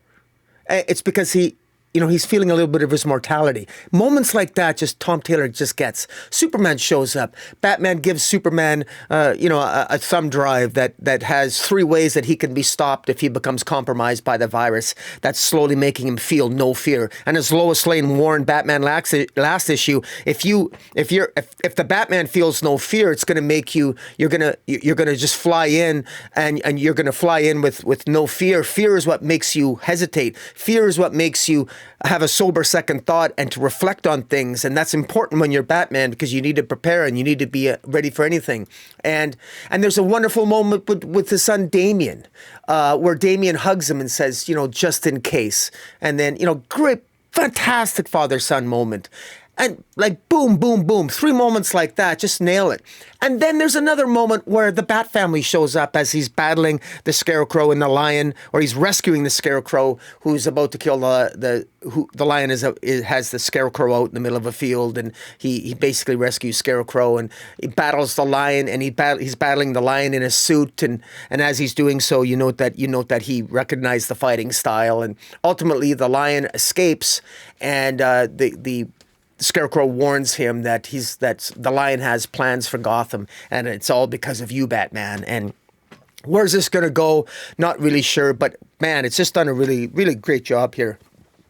And just to be clear, I've never said that I said I've been enjoying the Absolute titles. I love the Absolute universe, and we need more Absolute titles, and I'm hoping that we're going to be getting more of those titles. Doesn't mean that there's not great mainstream titles. Detective Comics is probably, if I'm going to do my top 10 this year, spoiler alert, it's going to be in my top 10. I mean, Batman has been just in the mainstream Batman titles. As long as you're avoiding Batman Hush, you're going to be okay. And Batman Long Halloween. Who would have thought that Jim Lee and Jeff Loeb associated with Batman would have been one of the most disappointing DC titles, 2 titles of the year. But in any event, this has been an excellent title, and kudos to Mikel Janin on the art. Absolutely fantastic. And this is one thing where very, very rarely do I get the hardcover compilations of these things, but when this comes out in hardcover, I might be getting the whole thing. I hope that it comes out in deluxe format. An exercise version of Tom Taylor's Detective Comics, whether that's a year or 2 years from now, is going to be an easy buy. Yeah, the Mikel Janin. I love the way Mikel Janin draws Superman as well. Yeah. And that Superman, the interaction between Bruce and Clark in here is awesome. Mm-hmm. Bruce gives him his kryptonite and says, "Hey, mm-hmm. If I go off the rails, here's 3 different plans to take me out." Mm. Little echoes of failsafe in a lot of ways, but way better. Don't build a robot; just get Superman as your failsafe, as it were. So, yeah. All right. Up next, The Flash versus Green Lantern. Mark Waid and Christopher Cantwell as writers. Vasco Gregev on art. Matt Herms on colors. Buddy Bedoin on letters. Get a little bit of the story of Wally and an Impulse, which I enjoyed. That was far and away my favorite part of the issue. Vasco Gregev gives great art, as he usually does. And I'm such a huge fan of Mark Waid and Christopher Cantwell. That being said, Guy Gardner has the right attitude when it comes to this fight and the things that we're talking about, where he's trying to win, and it makes sense with what we know of Guy. He has a little bit more of a killer instinct. Jay is kind of hedging in a lot of ways. Jay Garrick. I mean, they start off by playing checkers, for God's sake. So stupid. And it's just like, come on, what are you doing? So it's not really a surprise when Guy wins. But yeah. I mean, this is indicative of exactly what we're talking about, where Yeah. It's like, okay, you set this up, DC. You set this up for hero to fight hero, but then you don't want the heroes to actually like be mean to each other. Like, what's going on? We know the stakes. We know the consequences. We know the situation. It's okay to have them be mean to each other. We know it's not what they would choose if the situation were different, but the situation is what it is. So let them cut loose. And we do see a little bit in the second round of Jay cutting loose, but then it's almost like he feels bad about it. But I did appreciate the actual fight scenes, um, despite how it all ends up with Jay kind of giving up. Like we saw with Swamp Thing, like we saw with Harley Quinn. Hey, Guy Gardner, you have the better chance to win, so go kick Darkseid's ass for me. So felt a little bit like a cop out in a Yeah. lot of ways, which is why this ranks for me at number 15. Your thoughts, Rob? Yeah. What did I put this at? Pretty low. Yeah, I put it at number 15 for me. I thought this was just atrocious. I just thought, I mean, come on, Mark Waid. I mean, Jay Garrick. I mean, this is a guy that fought in World War II, and he's gonna frickin' play checkers. This is embarrassingly bad characterization. I'm sorry. This is just plain awful. Awful, awful, awful. I mean, he's not. I mean, Jay Garrick is going to suggest to Guy Gardner, this is about Omega. You're supposed to be accessing. You're supposed to be being merciless. You're supposed to be killing each other, and you're going to suggest playing checkers. It was bad enough when Lobo and Wonder Woman played checkers, but that whole issue was a joke and a parody. What's the excuse here? I mean, there's really no excuse. It's just another example of just how awful this is. I mean. Let me rephrase that. Awful is harsh. I'll just say extremely, extremely disappointing. And then to top it off with Jay Garrick's cowardice at the end. And I'm calling it cowardice. No, you go out on your shield. Or look, I'd say the same thing to Swamp Thing, who gave up, and Jay Garrick here.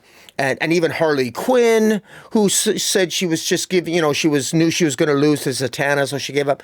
No, cowards, cowards, cowards. If you're not going to go, why be a contestant if you're going to, the whole world's at stake here. Where's the heroism in that? I'm sorry, but and maybe it's because I misread or I misunderstood what Snyder said, but I feel in many ways that there was false advertising for what this was all about. I really do, because I'm just disappointed in I mean, there's some fun here. I mean, with I like how Guy Gardner used his ring to sort of chop Jay Garrick in half because he's stupid enough to just run around Like, what was Jay Garrick doing? What was his master plan? Running around Green Lantern? Well, all Guy Gardner had to do was to use a saw and slice Jay Garrick in half. I mean, why doesn't he just phase through it? Again, even the thinking about the choreograph of these fight scenes, just, Mark Waid is a genius. The guy can forget better fight scenes in this than I could ever come up with, and yet we end up with this. I'm astonished at how another example of just I'm expecting so much more, and I'm just profoundly disappointed in this. You're right that the best part of this series, the best part of this issue, has been just with Wally West and Impulse, where they talk, where they're. Because they need to prevent Darkseid going into the past, or the Dark Legion going into the past and preventing Barry Allen from becoming the Flash. And then the Jay Garrick Green Lantern thing is just sort of an afterthought here. But in any event, very underwhelming to say the least, and definitely ranked very low. I mean, I couldn't put this dead last because there's two that surpass it by a high margin, but this was definitely one of the more disappointing issues this week. I mean, I wouldn't go so far as to say it's awful. It's well intentioned.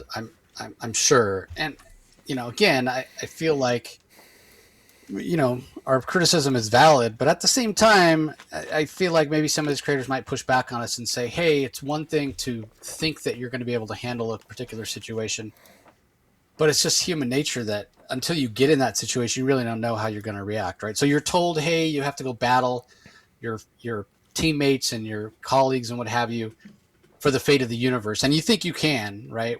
But then when push comes to shove, their moral nature just doesn't allow them to really have that killer instinct against a friend.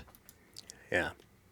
But the problem is, and that's legitimate, and that's why I won't call any of them cowards, because that might just be the way that it is. But I feel like we're not getting that's not being made obvious, and I think in this situation it needs to be made obvious. So, anyway, up next we have Green Arrow number 31, written by Chris Condon. Drawn by Montos, colors by Adriano Lucas, letters by Buddy Bedoin. This is the final issue of Green Arrow, and I could not be more sad that this run is coming to an end. This entire run, Chris Condon has shown an understanding of Green Arrow, that he gets who this character is, and is crafting stories that, like, Green Arrow hasn't been written this well since Mike Grell or Denny O'Neil in the Hard Traveling Heroes stories back in the day. Like, that's what this run of Green Arrow reminds me of. It's street level, it's emotional, it's Ollie not always being that brash, overconfident version of Ollie that we've seen in the past 20 years or what have you. It's just so heartfelt, it's so street, it's so family. The art by Montos is picture perfect. And, really got the conclusion of the Crimson Archer storyline last issue. So this is almost like an epilogue, or I think the way Chris Condon described it when he came on for his Fireside Chat was a coda, which basically means you don't have to read anything else or have never read a Green Arrow story before, and you could read this issue and you will understand who Green Arrow is. And Chris Condon nails that. And that's not always an easy thing to do when you're talking about a character that's had hundreds, if not thousands, of stories over decades and decades and decades, right? Setting apart the green or the Golden Age stories of Green Arrow, where there really wasn't that much sophistication. You could swap one character out for another, one hero out for another, and there certainly wasn't any continuity. But we start getting into the later Silver Age and certainly into the Bronze Age and into the Modern Age, then you need to be true to who the character is. And the story that's told here, two different timelines, and basically this detective. And I wish I'd known. I wish I had a chance to read this before I talk to Chris. Because now I want to ask him if he had it planned that this detective that has kind of been working with Green Arrow throughout the two story arcs that we got, if Chris always planned that Green Arrow would have met her many, many years ago when she was just a little girl, and in a lot of ways helped encourage her and helped her in a very difficult situation that she was in when her mother had died and her father was dealing with alcoholism and anger and not knowing how to raise her as a single father and what have you. And she met Green, and she would go up onto the roof of her apartment building as kind of an escape. And when she went up there one time, she saw Green Arrow and had a conversation with him, and he really, encouraged her and listened to her, and she felt seen and heard for like the first time since her mother had died. And this is just an incredibly emotional issue. When I got to the page where this character, this detective, reveals to Green Arrow, she's like, I have a secret. And he's like, what are you talking about? And she's like, this, when we met, it wasn't the first time. This character, Lena Benitez is her name. She's like, yeah, you helped me when I was a little girl. And she kind of explains. And, she talked about trying to find her way in the dark. And she had stolen her father's flashlight because she was scared of the dark and, night terrors and what have you, with her mother having passed away, and then lost the flashlight. And her father was obviously very upset. He's already dealing with anger issues and alcoholism, as I said. And Green Arrow, when he met Lena, when Lena was a little girl, he gave her a flashlight and said, use this. This is yours. You don't have to worry about getting in trouble for losing it or what have you. And Lena had that. She had that flashlight when she met Green Arrow all these years later, and is talking to him on the roof in present day. And that page where she gives it back, she gives that flashlight back to Green Arrow. And she says, you can give this to somebody else, who might need it. Like I got teary. I teared up. I had a lump in my throat. It was such a fantastic image and just such a powerful moment. Um, I just thought it was so good. It was so good. Like this kind of story, and with the gorgeous art from Montos. Um, like when Ollie picks up that flashlight from the palm of Lena, and he's looking at it, and he's probably trying to remember back, and it's clear that he's touched. Like oh my god, what an incredible moment! Like it blew me away. It's been, I mean, I didn't like have tears running down my face or anything, but yeah, I teared up, and I had that lump in my throat, just like such an emotional moment. And the thing about it is that when I talked to Chris at New York Comic Con, and I asked him about coming on for the 12 Days of the Comic Source fireside chat, and that we would talk about Green Arrow, and I talked about being disappointed that it was coming to an end. He talked about how he poured his heart and soul into the final issue, and when he went back and reread it, that even he teared up. And so I say that only to say that I was expecting it to be very emotional.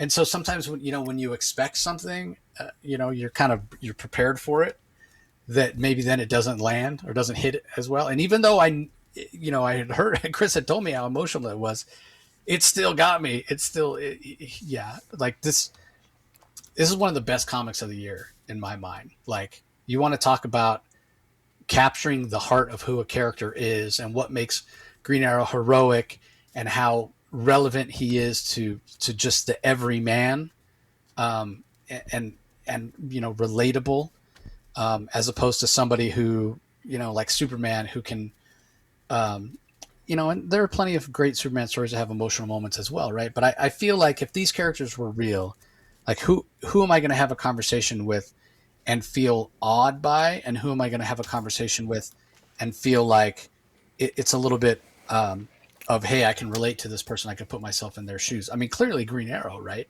And this story shows exactly why. So I was blown away. I feel like this is deserving of being nominated for like best single issue. Again, the art by Montos in that moment, the writing, the way that it's paced, like it's a quiet issue. There's not any action here. It's just Green Arrow and Lena on a roof, talking, and Lena thinking back to her childhood when she was going through all this stuff. But I didn't care because it was done so well. Like I was blown away. So Yeah. What are your thoughts on it, Rocky? Just to echo your comments, it was really well done. This came in at number 6 for me. I've been doing some slightly rearranging because as we're talking, I've reevaluated. That's why I've been looking down as you were talking. So this is at number 6 for me. It just fell out of my top 5. It just came ahead of Trinity for me. Tom King was so impressed. The fact that he made me actually like an issue of Trinity and love it, I put it in the top 5. But Green Arrow's been fantastic. We've been enjoying this series, singing its praises, and this is a fantastic one shot. And it's funny because it's funny that I wouldn't have thought that the detective was that old. I thought maybe she was closer in age to Oliver Queen, but I like the fact that she's actually younger than we realize. And because Green Arrow is one of those characters, is that despite all the many iterations and different eras of DC Comics and the rebirths and everything else and the New 52s, Oliver Queen is probably in terms of continuity, is probably one of the older characters in the DC universe. So he has been around probably for like solid 25, 30 years of crime fighting. So it just sort of fits as a longtime Green Arrow fan. This just felt intuitively good. And the art was fantastic and just nailed the emotional resonance of the detective. And since we've been following it from the beginning, there were moments where the detective was always someone that, if you've been reading this since issue 1, or pardon me, since Cantwell took over, or Chris Condon took over. She's been a character that has given Oliver Queen the benefit of the doubt, and yet she's never. And so it's interesting that she did that, and she was always on his side, and we just didn't realize how much she was on his side until now. So it was a really nice.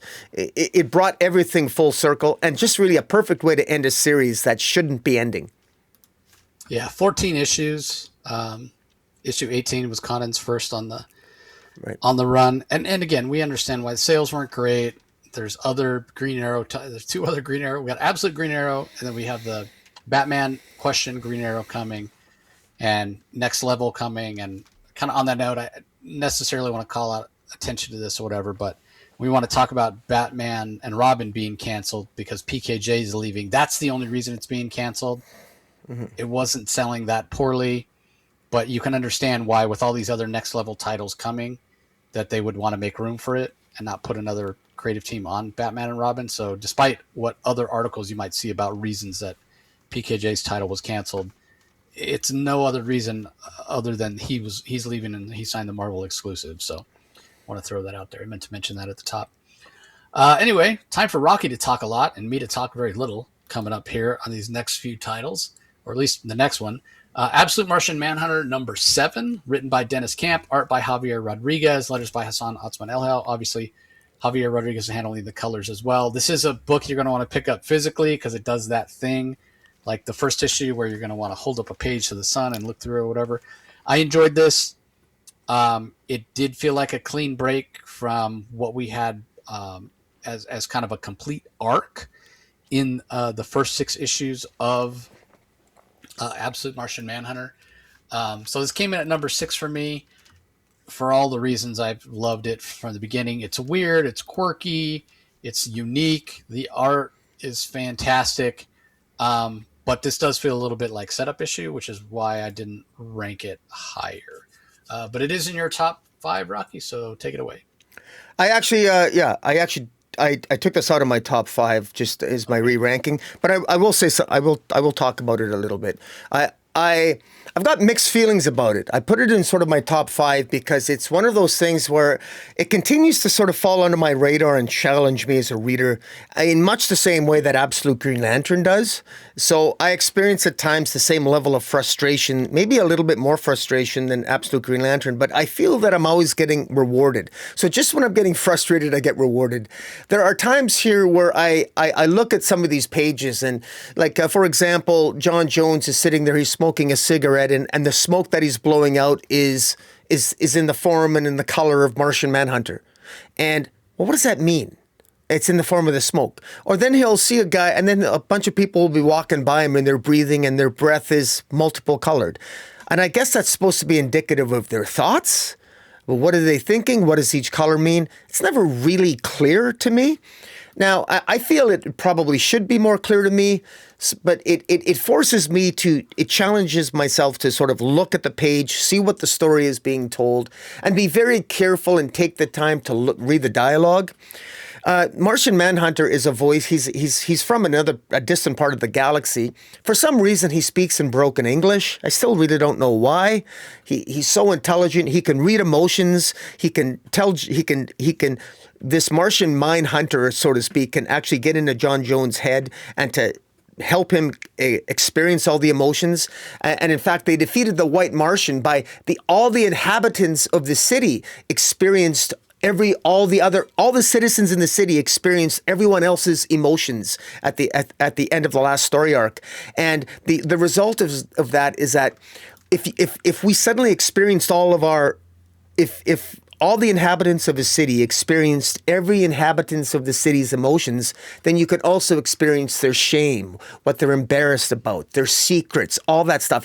And all the occupants of the city experience that. And so it's interesting here that the way the story is being scripted here is that all the people of the city now, they're sort of avoiding each other in a sense. They're all a little bit reserved, and because they've all been exposed, their innermost, darkest emotions and secrets were, they could sense all of them because of, that's what resulted in the defeat of the White Martian.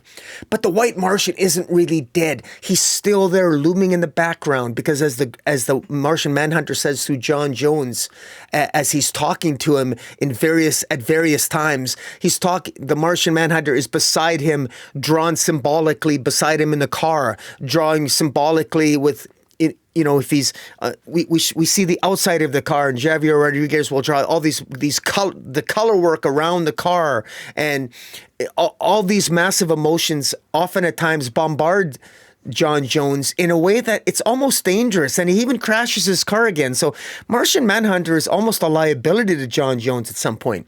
John Jones did not lose his job at the FBI. For whatever reason, he managed to, he was exonerated from any wrongdoing because of the way that first story arc ended. But he is separated from his wife and his son. And unfortunately for him, the White Martian is now infiltrating his son, and that's how the White Martian is sort of staying hidden, because the White Martian, as the Martian Manhunter says, the White Martian never really disappears. It's sort of like the darkness within us. We might be filled with joy and happy and generally content, but our propensity for depression and sadness and for looking down on ourselves, it's always there. It's looming in the darkest recesses of our mind, waiting to pounce if we're not careful. And symbolically, it's the White Martian is sort of hidden in the recesses of his son's mind. And that's the looming threat here, while John Jones sort of reevaluates his life with, now that his mind is sort of coinciding with the Martian Manhunter, and his wife, he wants to reconcile with his wife, but where's that going to go? And so there's a lot of moving parts here. I can't say that this blows me away, but it always makes me think. So I'll give it that. So I still sort of have mixed feelings about this comic moving forward, but it's one of those ones that challenges me, and so I do want to give it a shout out. So what are your thoughts?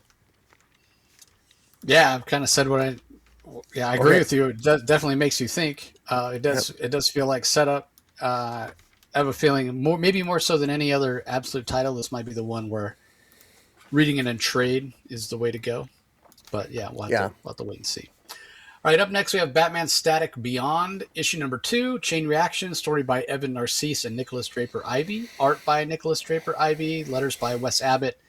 This is a Black Label book. It's starring an adult Static and a young Batman Beyond to Elseworlds. And if you're familiar with these characters, there's familiar, but they definitely feel like different versions. It's definitely Elseworlds. Different versions, a little bit of different personality than you might expect if you're familiar with these characters. But it also doesn't really feel, in terms of the story, doesn't really feel like anything new. It feels like things we've seen before with Static, where you have a young teen high schooler who gains powers from, in this case, Q-Juice. In Static, in the Milestone universe, it was the Big Bang and the Bang Babies. So from that perspective, it's not anything new. The Nicolas Draper-Ivey art is solid. It's really good. Very similar to the art style that we got when he was doing the Static books with Vita Ayala. So that's all well and good, but there's nothing compelling here. There's no hook for me that's drawing me in. So yeah, for that reason, it's ranked it pretty low. Comes in for me at number 16, next to last. So. Anything you want to say about it? Yeah, it's 16 for me too, next to last. And the thing is, I just don't. I think what now it has a lot of competition in the present DC universe. So this book is not. I'm sorry, it's just not going to stand out. It just isn't. Nicolas Ivey's art is fantastic. It's really good. But I find the pacing of this story to be hard to follow. It's not an easy story to follow. And I don't even think the story is that complicated, but it doesn't flow well. It doesn't flow well. And I don't, maybe if I was, but the thing is, I was going to say maybe if I was more familiar with the Batman Beyond universe, but I've read a couple of Batman Beyond series already, and it never feels like an easy jumping on point with Batman Beyond. And in this case, with Batman Static Beyond, it's definitely not the case. Why is this Elseworlds? Why is this, and it's Elseworlds, it's not, I don't think it's Black Label, it's just Elseworlds, which is interesting. Yeah, it's just Elseworlds because you're getting Static as an older, older, like and it's a different Justice League too, right? Yeah, Yeah. Right. Yeah. But even that, I think it needs to more carefully nurture or more.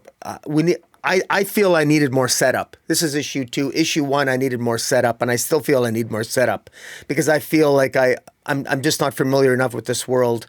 I need more setup, and I haven't gotten that. But it's unfortunate. But it is what it is. Yeah, again, it's not bad, but tough to stand out, as you said, especially in a Yeah. week where we have so many other books. All right. Next one is Elseworlds as well. Immortal Legend Batman issue number 5. I think this is the penultimate issue, written by Kyle Higgins and Matt Groom.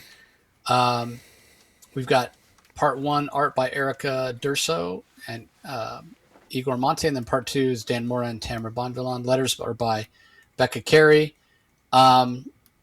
This, for me, was probably my least favorite issue of the story so far. I have been enjoying this, and if you're a fan of things like Power Rangers or what have you, you're definitely going to enjoy this. But seeing an Elseworlds version of Bruce Wayne that basically turns into the Joker, that's never going to appeal to me. This whole idea of shadows and drawing from the Shadow Universe and the origin of the Shadow Universe, whatever, all that was interesting enough. But yes, having this Shadow Bruce Wayne turn into the Joker, basically it intimates that the Joker is pure evil or what have you. Never going to work for me. The art is fantastic. The colors are great. But yeah, I'm ready. Every Batman story, even if it's a different version of Batman, doesn't need to have the goddamn Joker as the villain. It just it just doesn't. It just doesn't. Do something different, for God's sake. Yeah. Do something different for once, please. I beg you, writers. Why is it always the goddamn Joker? Batman has arguably the second best rogues gallery in comics after Spider-Man. He has so many interesting villains. You could even come up with your own villain. Instead, what do we get? Even in an Elseworlds story, the goddamn Joker. So, yeah, it really... I mean, I was enjoying this series. I was ranking it pretty high. But this one, for me, number 14. So, I think that says it all. What are your thoughts? Yeah, I didn't enjoy this issue either. I felt lost, and I read the previous 4 issues, and I didn't get it, and I didn't enjoy it. I got to say, overall, the Elseworlds is such an awesome line for DC Comics. The Batman Beyond Static and the Immortal Batman here as Elseworlds. That's just talk about significant misses. Neither one is a great setup for an alternate world, an alternate universe. In my view, it just hasn't worked at all. None of them compared to every single Elseworlds I recall going back. What was that in the 90s? Every single one is better than these two. These are just too out there, too whacked, they're just not compelling.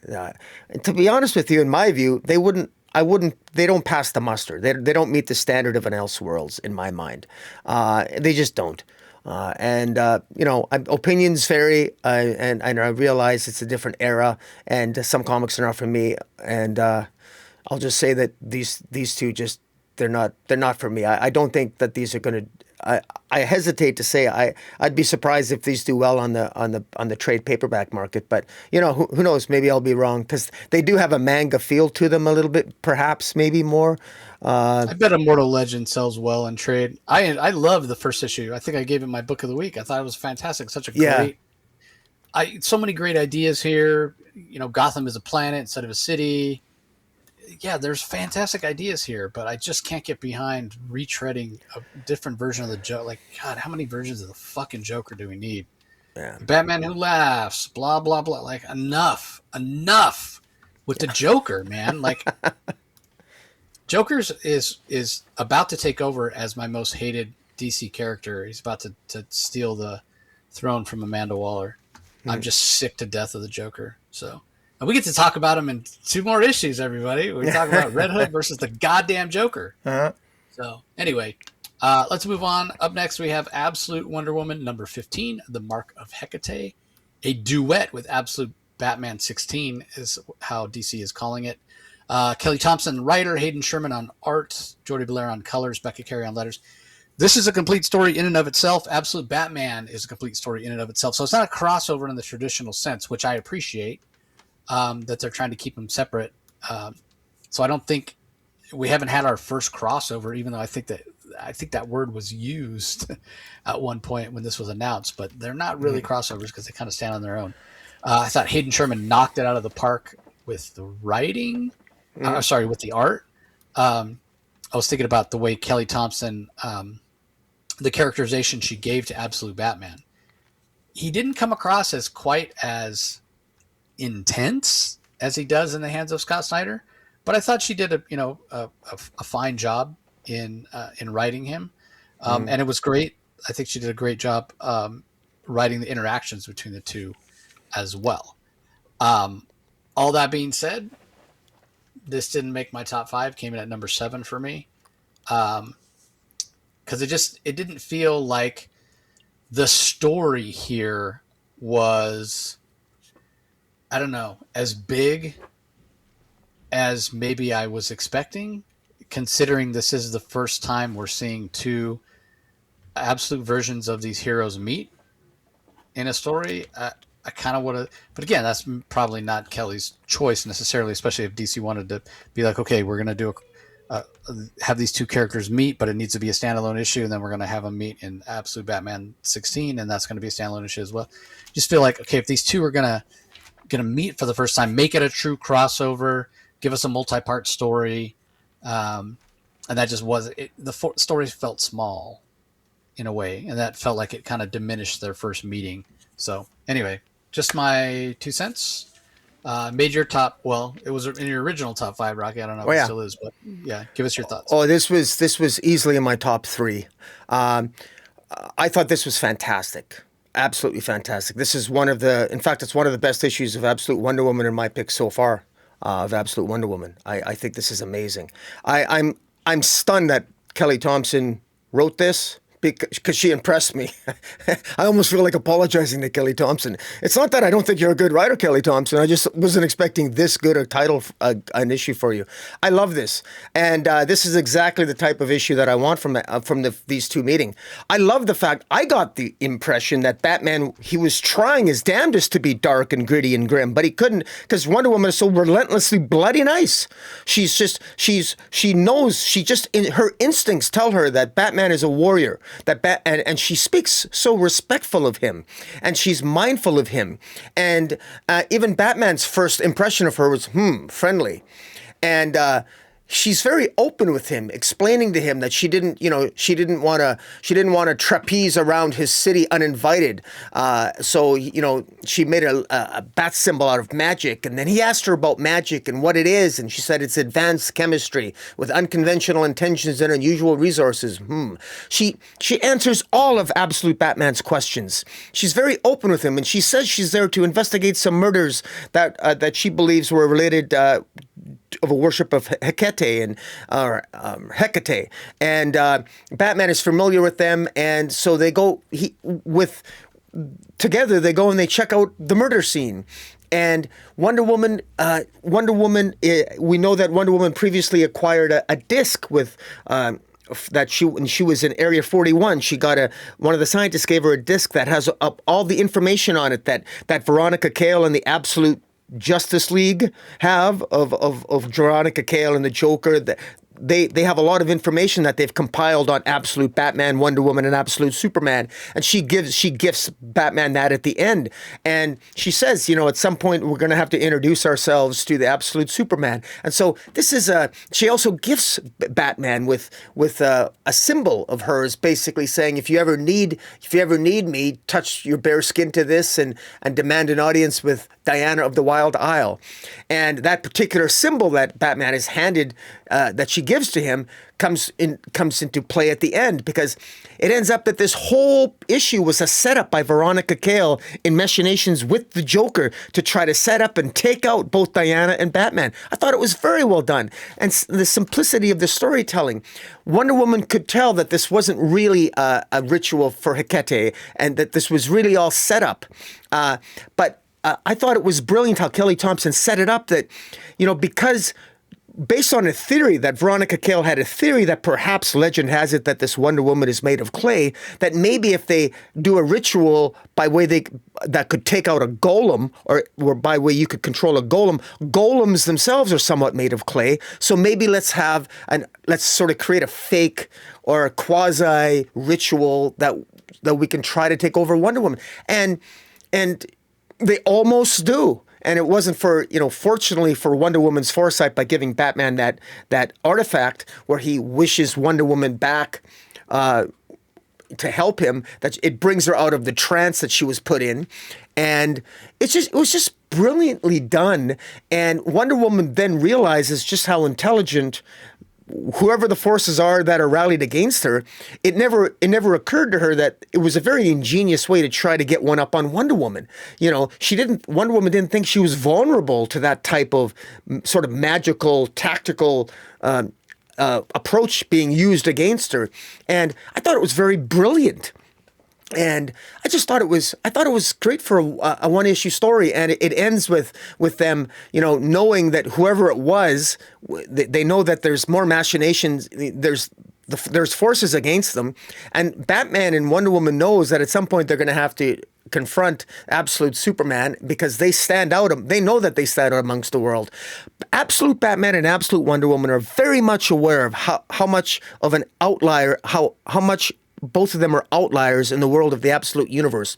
And also, I love how Veronica Cale has this black hand. Now, I'm not sure why Veronica Cale has this black hand. Is that black hand similar to what Green Lantern has? Why is Veronica Cale's hand black? Is it cursed by somehow? I don't know. But it's interesting. But I love Hayden Sherman's art here. Again, every page is awesome. The panel is it's just truly gorgeous. And I love the fact that at the end, Wonder Woman expresses wonder in looking at the snow. There's a wonderful. At first, I was critical of Kelly Thompson. I didn't like the idea that maybe this Wonder Woman was a little bit too kind and too naive. But more and more, Kelly Thompson has won me over that this Wonder Woman truly is unique, and she's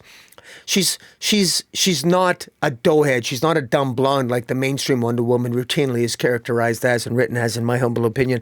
I just like this Wonder Woman better. She's more interesting. She's more, frankly, more fun. She's more noble. She's more majestic. She's more powerful. She's more respectful. And Kelly Thompson has won me over with her characterizations. And frankly, I think she's won over Absolute Batman, which is quite something when you think about how Snyder scripted Batman. So I thought this was fantastic.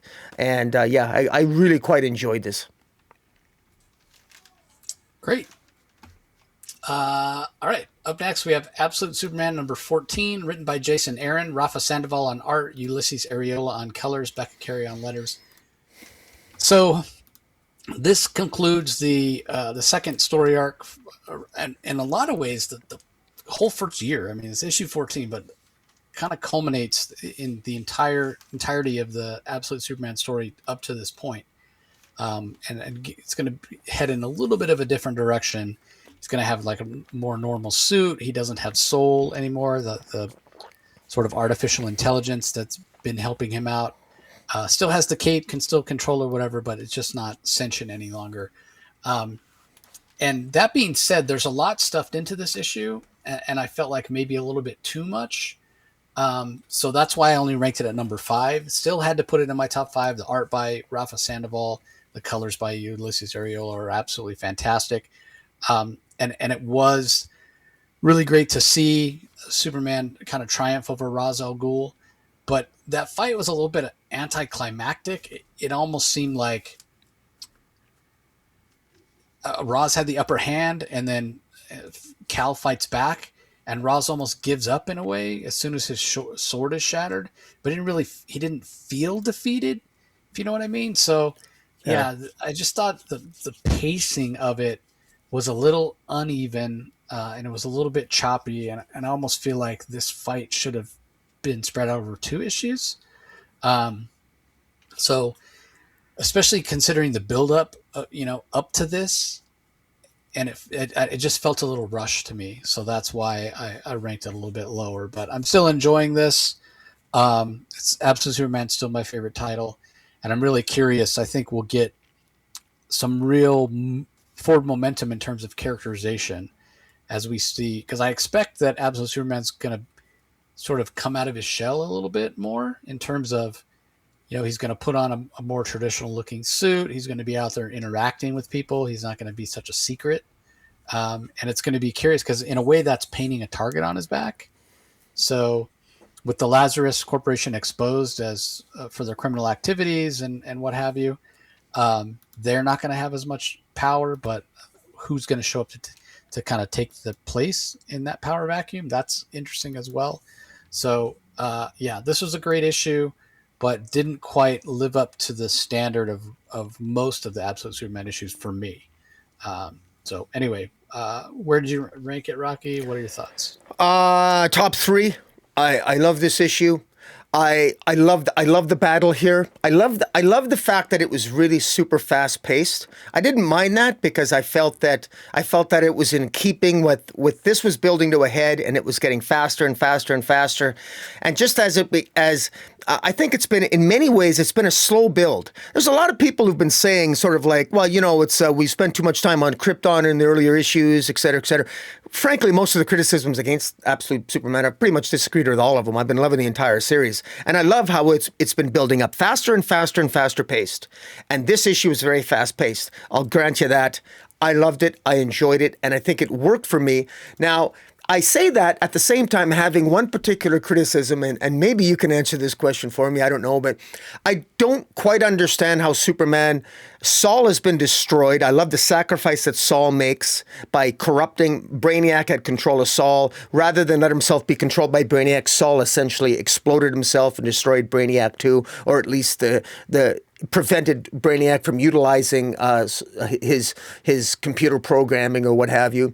And for whatever's left of Saul, I don't know. Apparently Superman can take what's left of Saul and make a sword. And I don't know or is that just his sand or his sword? I don't know how Superman made that sword. Do you know how he did that? So you're thinking, so we're talking about two different things here, right? Like the cape that's made out of the red crystals, the Kryptonian red crystals, it doesn't have to be a cape. It can, you can shape it into anything. And Soul, he shaped it into a shield that was protecting the citizens of Smallville. So clearly, if you spread it out super thin, whatever, you can, and it can form any number of shapes. So, Jason Aaron called it like the dust of Krypton or what have you, because it's, it's basically... you think of it almost like nanites, right? Like these little robotic crystals. So I thought Saul controlled that though, but it's Superman that controls it. Saul could. Well, Saul could control them, but not necessarily.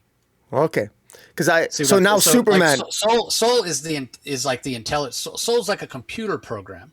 Yeah. Right. So think of Soul as the software, and you can think of those red crystals as the hardware. So Soul has been wiped out. The software is not there anymore. So all that's left is just kind of like the remote ability to control those crystals and shape them into various forms. But there's no sentience to Saul anymore. So a lot of times Superman wouldn't necessarily be thinking about controlling the crystals because he could just let Soul handle it. Mm-hmm. But he's doing it though. So clearly Superman though is now in control of the crystals. He knows. Yeah. Well, he saw last issue that Soul sacrificed himself. He knows that Soul got infected by Brainiac. And then in this issue, Soul sacrifices himself. So he knows that Soul is gone. And that he has to control the crystals, directly himself. Yeah.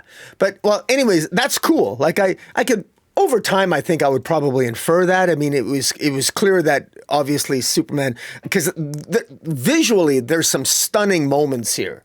Raphael Sandoval, just does a really great job. But it is Sandoval, isn't it, on this issue? Yeah, Sandoval. Yep. And the visuals are fantastic, and I love the red versus the green of the kryptonite, and the green, of course, Ra's al Ghul having the green sword, and him utilizing what's left of, the crystals, the red crystals, creating his own sword, and Superman getting one up on Ra's al Ghul because he can fly and defeating him, and then a wonderful heartfelt moment at the end where he goes to visit Martha Kent, only to find out that she died, but she leaves him. Of course, she makes him a suit. with for our angel, our lost son, Clark Kent. It was a very touching moment to end this sort of like this in 14 issues. And I think this is really great. It's going to make these 14 issues are going to make a fantastic hardcover, which I'm definitely going to get. I hope they make it a deluxe edition because I think it's just fantastic. So I really enjoyed this. And yeah, it was a great week for absolute titles. Yeah, fair enough. All right, last book we're going to talk about in detail, Red Hood versus the Joker, issue 1, All Fight Month, round 8. Written by Scott Snyder and Joshua Williamson. Dustin Nguyen handles the art on pages 1 through 13 and 20 through 28. Giuseppe Camuncoli handles the art on pages 14 through 19 and 29 through 30. And then we have Mark Morales inking the whole thing. John Kalis on colors. Steve Wands on letters. Oh, boy. Let me just make sure I'm not wrong here in my ranking of this. Where is it? There it is. Yeah, that's what I thought I ranked it. Number 17, Butt Naked Last. Wow. Really? Yeah, I know you're shocked. I am shocked. I know you're shocked. Like, nothing. I didn't like anything about this issue. Not a single thing. Not a thing. Maybe, tell me more. Say more. If I had to pick like one moment, I guess it was a little cathartic seeing Jason Todd beat the shit out of the Joker with a crowbar, and talking about how he knows so much now. He knows how to break bones without actually killing him and just inflict pain or whatever. But it's so tired at this point. Of yes, Jason Todd has trauma because the Joker killed him. Blah blah blah. Like. And I just hate the Joker. So, yeah, there wasn't anything redeeming here. And I also really didn't care for the end, the way Jason Todd, like, he appears to win. He appears to kill the Joker. He should have decapitated him is what he should have done. But then he climbs up out of the grave, symbolism there. He knocks the Joker down into a grave. He's on top of him. He takes his Red Hood helmet and smashes the Joker's face. And the Joker's, supposedly dead. And then he climbs out, but he's losing blood because the Joker stabbed him in the fight. And he leans, sits down on the ground, leans against a gravestone, and bleeds out and dies. Meanwhile, the Joker has this joy buzzer set up to shock his heart back into beating. So he wins like that. Like, if you want the Joker to win, just have the Joker win. Just have the Joker win. Cheap way. It's so stupid because I've said it 1,000 times. If Batman really exists and the Joker really exists, Batman beats the Joker in like 5 seconds.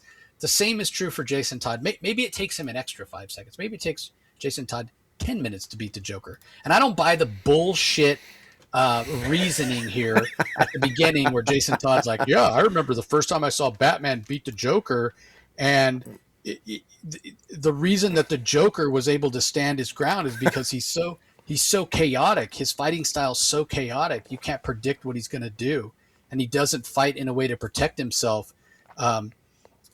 He doesn't care because he doesn't care if he lives or dies. That is so fucking stupid. So who else would fight like that? Somebody who has no fight training at all. Somebody who has zero fight training, doesn't know how to protect themselves, and you can't predict the way they would fight. So you're telling me, and I would include myself in there. I mean, I've been in a few fights in my life, whatever, and I feel like I could protect myself. But for the sake of this argument, let's say I went up against Batman. I wouldn't know how to protect myself. I wouldn't, know what the best way to move or whatever. So that means by the same reasoning, I could go up against Batman if Batman was real, and I could go toe-to-toe with him because Batman wouldn't be able to predict what I'm doing because I wouldn't do anything that is like a normal standard fighting style. Isn't that the same thing? Mm-hmm. It's so asinine. Stop trying to build up the Joker. Stop shoving the Joker down our throats. Move on. And I know I'm in the minority. I know the only reason DC keeps shoving the Joker down our goddamn throats is because people love the Joker and this stuff sells, right? Like if Joker didn't sell, then they would stop giving us so much goddamn Joker. But I've fucking had it up to here with the Joker, man. I'm done. I've said it before. If I never read another Joker story, I'm fine. And yet, here we go. Joker. You know, it's so ridiculous. I don't know who the final four is, but I'd be really surprised if the Joker is not among them. Probably be like Wonder Woman, Superman, Joker, Lex Luthor as your final four. Because, hey, why would DC do anything original?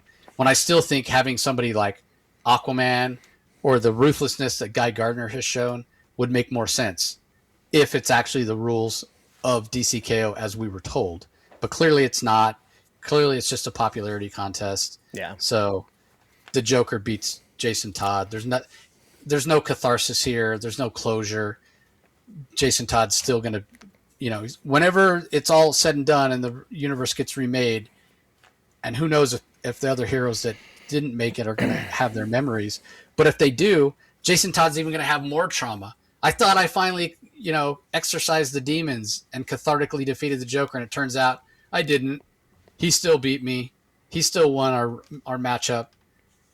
Ridiculous, awful, terrible, hated it. In fact, I'm not even going to rank it 17. I'm going to rank it number 37. This ranks 37 for me. All right. There are 20 comics that don't exist that I would rather read ahead of this. All right. Tell us how you Is really that a good feel. enough rant for you, Rocky? I know you were. It is. I love it, man. That's why Christmas. That's why I don't want to Christmas Eve interrupt gift you. for everybody out there. The Christmas Eve gift to all you Joker lovers out there. Yeah. Right I on. did not plan on ranting as much as I did. I gave it more thought right then than I did the entire time I was reading it. Right on. But I read it, and I read it. I knew I wasn't going to care for it, right? I had a pretty good feeling. But I try to keep an open mind. And like as soon as I read it, I was just like, oh, my God. Man. Especially the end when you think, like, when it seems like Jason Todd's going to win, except I know he's not really going to win. And then to have that little scene with the joy buzzer shocking the Joker's heart. I mean, it's very on brand for the Joker to do that, but you want to talk about cheating. You know what I mean? So anyway, I'm sure this is probably in your top 3. You probably loved it. Give us your thoughts. It's no longer in my top 5 when I rewrote them. It actually just came in. I put it back it was actually at number 6 when I did some rearranging here. But I will say that I think that this is a little bit of a cheat on the part of the Joker. Now I know, look, it's comic books here, so you can play. DC has played very loose and fast with the rules. I just want to point out that when Batman was taken out by the Joker and he had that fail-safe when he hooked up a mother box to his heart, that was considered cheating, and the Heart of Apocalypse punished him by sending him to another universe. And here the Joker is cheating by the Joker had his head smashed in and he was knocked out, so that's a KO. I mean, he was clearly dead. So I don't care if you have your heart restarted, you're still lost. You're still lost. So I think it's sort of a cheap way to win. I mean, I get it. You can say technically the Red Hood died before the Joker did, I guess, if he pumped it. But still, it was kind of cheap. But what's more significant here is at the end, is Booster Gold, who's taken over by Darkseid, is battling Doomsday / Time Trapper, and the Earth now at the end of this issue. In other words, at the end of this is now round 8. This is the end of the 8th round, and the Earth is officially become New Apocalypse. The Earth is officially engulfed in flames of New Apocalypse. And so this is a major, major event now. And so that's a pretty big consequence. And again, I don't, fans of the Red Hood and the Joker, we've seen these two interact on multiple levels. I will say this, what I want to give, I think, was it Joshua Williamson that wrote this? Along with Scott Snyder. Yeah. I will say that this is one of the better written issues in terms of the battle, because it was violent the way it's supposed to be. They hate each other. That's true. It's by far one of the better ones, and that's why I initially put it in my top 5. I still take issues with it, but at least they're battling each other. They know they're battling for all the marbles. Nobody's giving up. The Joker's not going, oh, Red Hood, you're better at going up against Darkseid. Yeah, exactly. What's interesting about their fight is, like, this is a chance for them to fight to the death that they've always wanted. Yeah. They could give a shit about the whole fact that it's part of the DCKO tournament. Exactly. Right? Like, they're just like, oh yeah, let's go at it. Yeah. Exactly, and that's what I like about it is that at least it's Jason Todd. He wants to kill the Joker. I mean, hey, this it doesn't matter if this was in a back alley or this is. I mean, no. I mean, the fact that Jason Todd potentially or the Joker could potentially become King Omega, I don't think either of them give a shit. We're going to kick the shit out of each other, and I get to kill this bastard again and again and again. I might be able to kill him 2 out of 3 times. That's awesome. That's what I liked about it, and I do think though that.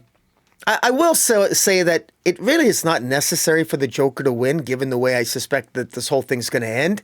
And I'm not saying that because I read ahead, but, having the Joker win, this was a clever way to have Joker win, while at the same time giving satisfaction to Jason Todd fans. Jason Todd, if there was a way to make the Joker win and give satisfaction to Jason Todd fans, because Jason Todd did technically, I think, win, the Joker, I guess you could say, cheated and somehow managed to, I guess, cheat and not get noticed as cheating by the Heart of Apocalypse. So I guess the Joker found a way. It doesn't quite jive with me, but this is one of the more interesting issues where there was actually some tactics of the Joker utilized that I respect a little bit more. It does highlight, though, the profound inconsistencies of the application of the rules. I don't think the various writers or artists understood what the rules were, because I think they've been inconsistently applied. And I think overall I've been very disappointed with the way these battles have gone. And I really don't think some of these writers understood the assignment and understood that, I think they understood it just fine. I think. I'm just saying they should have been more. It should have been more visceral. Okay, whatever. We can. I'll throw them that bone. At the end of the day, at the end of the day, Scott Snyder and Joshua Williamson are show running this event, and they're giving approval to these writers. When it comes down to it, we were told a certain set of rules, but those rules come secondary to them telling the story that they want to tell. I know, and that unfortunately to me is part of the problem. I do think I agree with you 100%. But anyways, I get it, and at the end of the day, if push comes to shove, I'm in favor of giving artistic freedom and creative freedom. I get it. I do. I understand. It's a little frustrating to me because I think this event, I actually think I'm already looking forward, as crazy as this sounds, I want there to be a DC KO2. And I'd love a DC KO2, really. And I just want it to be done right the second time. And actually step by and actually have some rules and actually get rid of the contestants like the cowards. No Swamp Thing, no Jay Garrick, no Harley Quinn. People that actually want to win, like maybe more Jason Todds, get the Cheetah in there, get the Joker again. It's people that actually want to kick some ass. Whatever. So, as you could probably guess, everybody, and again, go listen to our fireside chat on Christmas Eve, Christmas Day. We give the updated rankings. I won't tell you how far Rocky is behind Steve and I, but I'll just say that Rocky made choices based on who he thought should win, as opposed to Steve and I giving much more consideration to editorial direction on who should win. Yeah. So there is shame on me.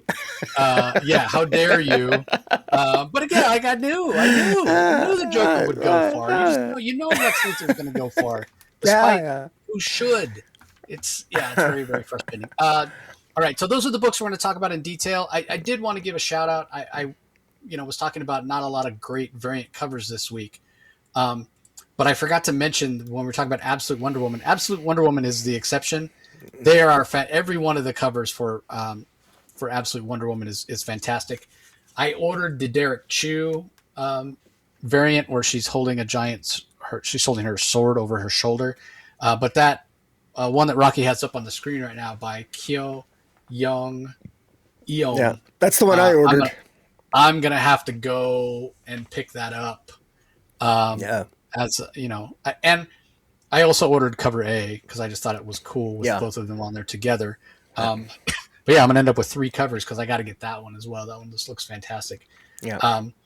There are a couple of retailer variants as well, and that Jam's Fortress one, which is like this manga style. I don't know what the exact style is, but or what it called, like that one is maybe the exception. I don't care for that style at all, where it looks like a little girl. Absolute Wonder Woman. That's not in my wheelhouse. Yeah. All right. So, like I said, those are all the individual issues that we're going to talk about in detail, everybody. As far as collections this week, we've got Absolute Flash Volume 1 of Two Worlds trade paperback, which collects the first 6 issues of Absolute Flash. You can choose between a hardcover or a soft cover. We also have the latest volume of The Flash from Cy Spurrier with art by Vasco Gregev. This is issues 20 through 25, as well as the Flash Bad Moon Rising special. So it's not the end of the run for Cy Spurrier, but it's the next to last for his run. And then there's also a Green Lantern Compendium one, a Rebirth trade paperback. It's a massive 1,632 pages for Wow. only $60. It's a really fantastic amount of story, and this is the Jeff Johns run of Green Lantern. This is Jeff Johns bringing back Hal Jordan. So it collects Green Lantern Secret Files and Origins from 2005, as well as the Green Lantern Rebirth miniseries 1 through 6 that brought Hal Jordan back, and then the first 17 issues of the Green Lantern series that started in 2005. It's got a 2-issue Guy Gardner Collateral Damage miniseries. It's got the Rand Thanagar War issues 1 through 6. It has the Rand Thanagar Infinite Crisis Special number 1. It has the Green Lantern Corps Recharge 1 through 5 miniseries, which was the precursor to the Green Lantern Corps series that started in 2006. And then it has Ion numbers 1 through 12, which is basically Kyle Rayner took on the code name of Ion once Hal Jordan came back and reestablished himself as Green Lantern. So yeah, over 1,600 pages of Green Lantern, mostly written by Jeff Johns. Also, there's some Ron Mars stuff in there. There's some Dave Gibbons stuff in there. And Dave Gibbons handles a lot of the pencils work. Also, a lot of Yvonne Reese art in here as well. So, yeah, I mean, if you're a Jeff Johns fan, or you've always heard about what a fantastic run Jeff Johns had on Green Lantern, it all starts right here. And I don't know that you could get this more inexpensively. I mean, $60 for over 1,600 pages. That's crazy. Yeah. And again, it is a compendium, so that means it's soft cover. You know, if Yeah. it's a hardcover, this would be well over $100. Yeah. And then finally, speaking of hardcovers and omnibuy, The Warlord by Mike Grell. Second Mike Grell mention in this episode, actually, which is Yeah. great. Mike's a fantastic creator. Mhm. So hardcover omnibus, which collects the first appearance of Warlord, which was in first issue special number 8, and then the first 50 issues of Warlord, as well as the Amazing World of DC Comics number 12, which had a Warlord story in there as well. So it's a hardcover, 736 pages, $100, oversized, dust jacket, all that great stuff. So, all right. So that's it for collected editions. Time for our rankings. I'll try to go through these really, really quick because there's so many of them. So coming in at number 17 for me, Joker versus Red Hood DCKO. 16 is Batman Static Beyond issue number 2. At number 15 is Flash number 28. Coming in at number 14, Immortal Legend Batman number 5. At number 13, I have Harley Quinn 57. At number 12, Harley and Ivy Life and Crimes number 2. Coming in at number 11, Superman number 33. At number 10, we've got Justice League Red number 5. At number 9, Justice League versus Godzilla versus Kong number 6. And I kind of feel like anything 10 and below is worthy of being in a top 5 on a normal week for me. Yeah. I would agree. Sure. Yeah. Number 8, I have Justice League Unlimited number 14. At number 7, Absolute Wonder Woman number 15. At number 6, Absolute Martian Manhunter number 7. At number 5, Absolute Superman number 14. So I got them all right in a row, but only Absolute Superman made my top 5. Yeah. At number 4, I've got Green Lantern number 30. At number 3, Trinity, Daughter of Wonder Woman number 6. At number 2, I have Detective Comics number 1104, which I thought was going to be my book of the week until I read Green Arrow number 31. That was the third to last comic I read and immediately shot up to the top of my list. Those two, for me, really stand. It's those two, and then quite a bit of a gap, and then everything else. It's like 1 and 2, my 1 and 2, and then a gap, and then my 3 through 10, and then a gap, and then everything else. So, again, Chris Condon knocked it out of the park. Tom Taylor on Detective Comics, fantastic job. Yeah. Those are my rankings. That's great. My rankings are 17, Immortal Legend Batman. 16, Batman Static Beyond number 2. Coming in at number 15 was Flash 28 with Jay Garrick versus Guy Gardner. Coming in at number 14 was Harley Quinn 57, the 200th issue, Legacy. 13 was Justice League Red, number 5. Coming in at number 12, Harley and Ivy, Life and Crime, number 2. Coming in at number 11, Justice League Unlimited, number 14. Coming in at number 10, Justice League v. Godzilla v. Kong 2, issue 6. Coming in at number 9, Absolute Martian Manhunter, issue 7. Coming in at number 8, Green Lantern, issue 30.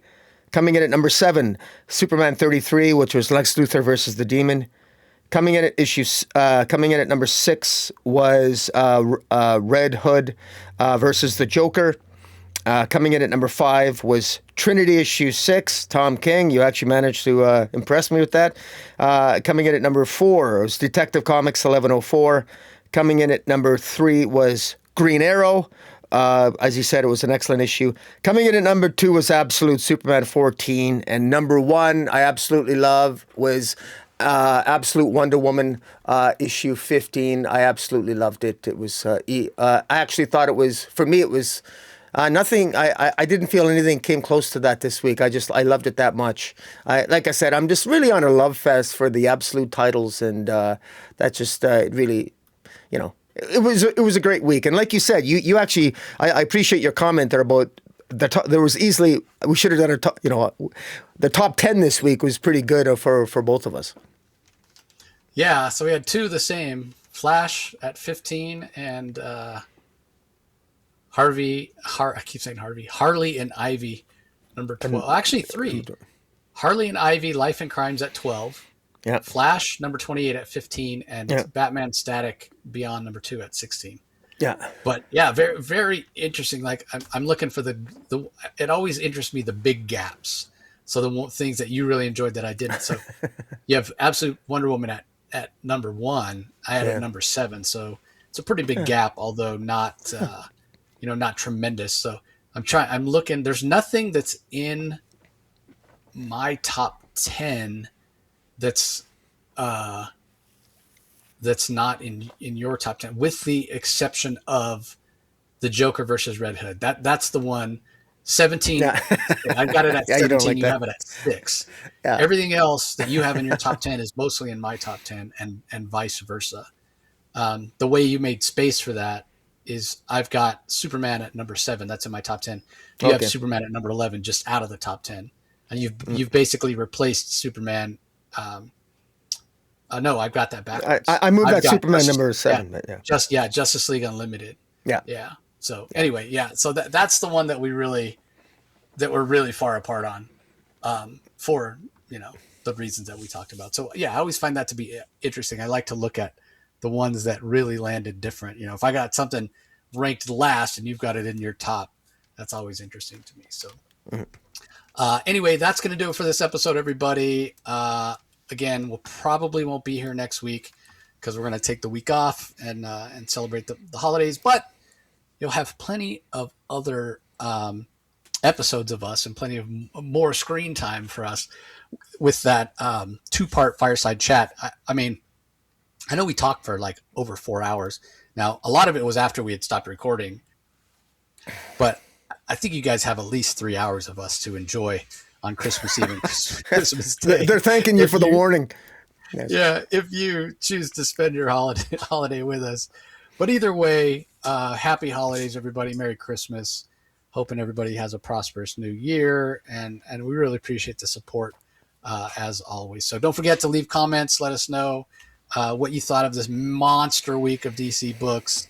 Are you feeling the pain of DCKO the way we are? Are you really enjoying it?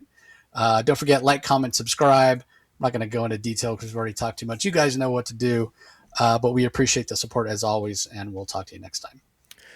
Catch you later.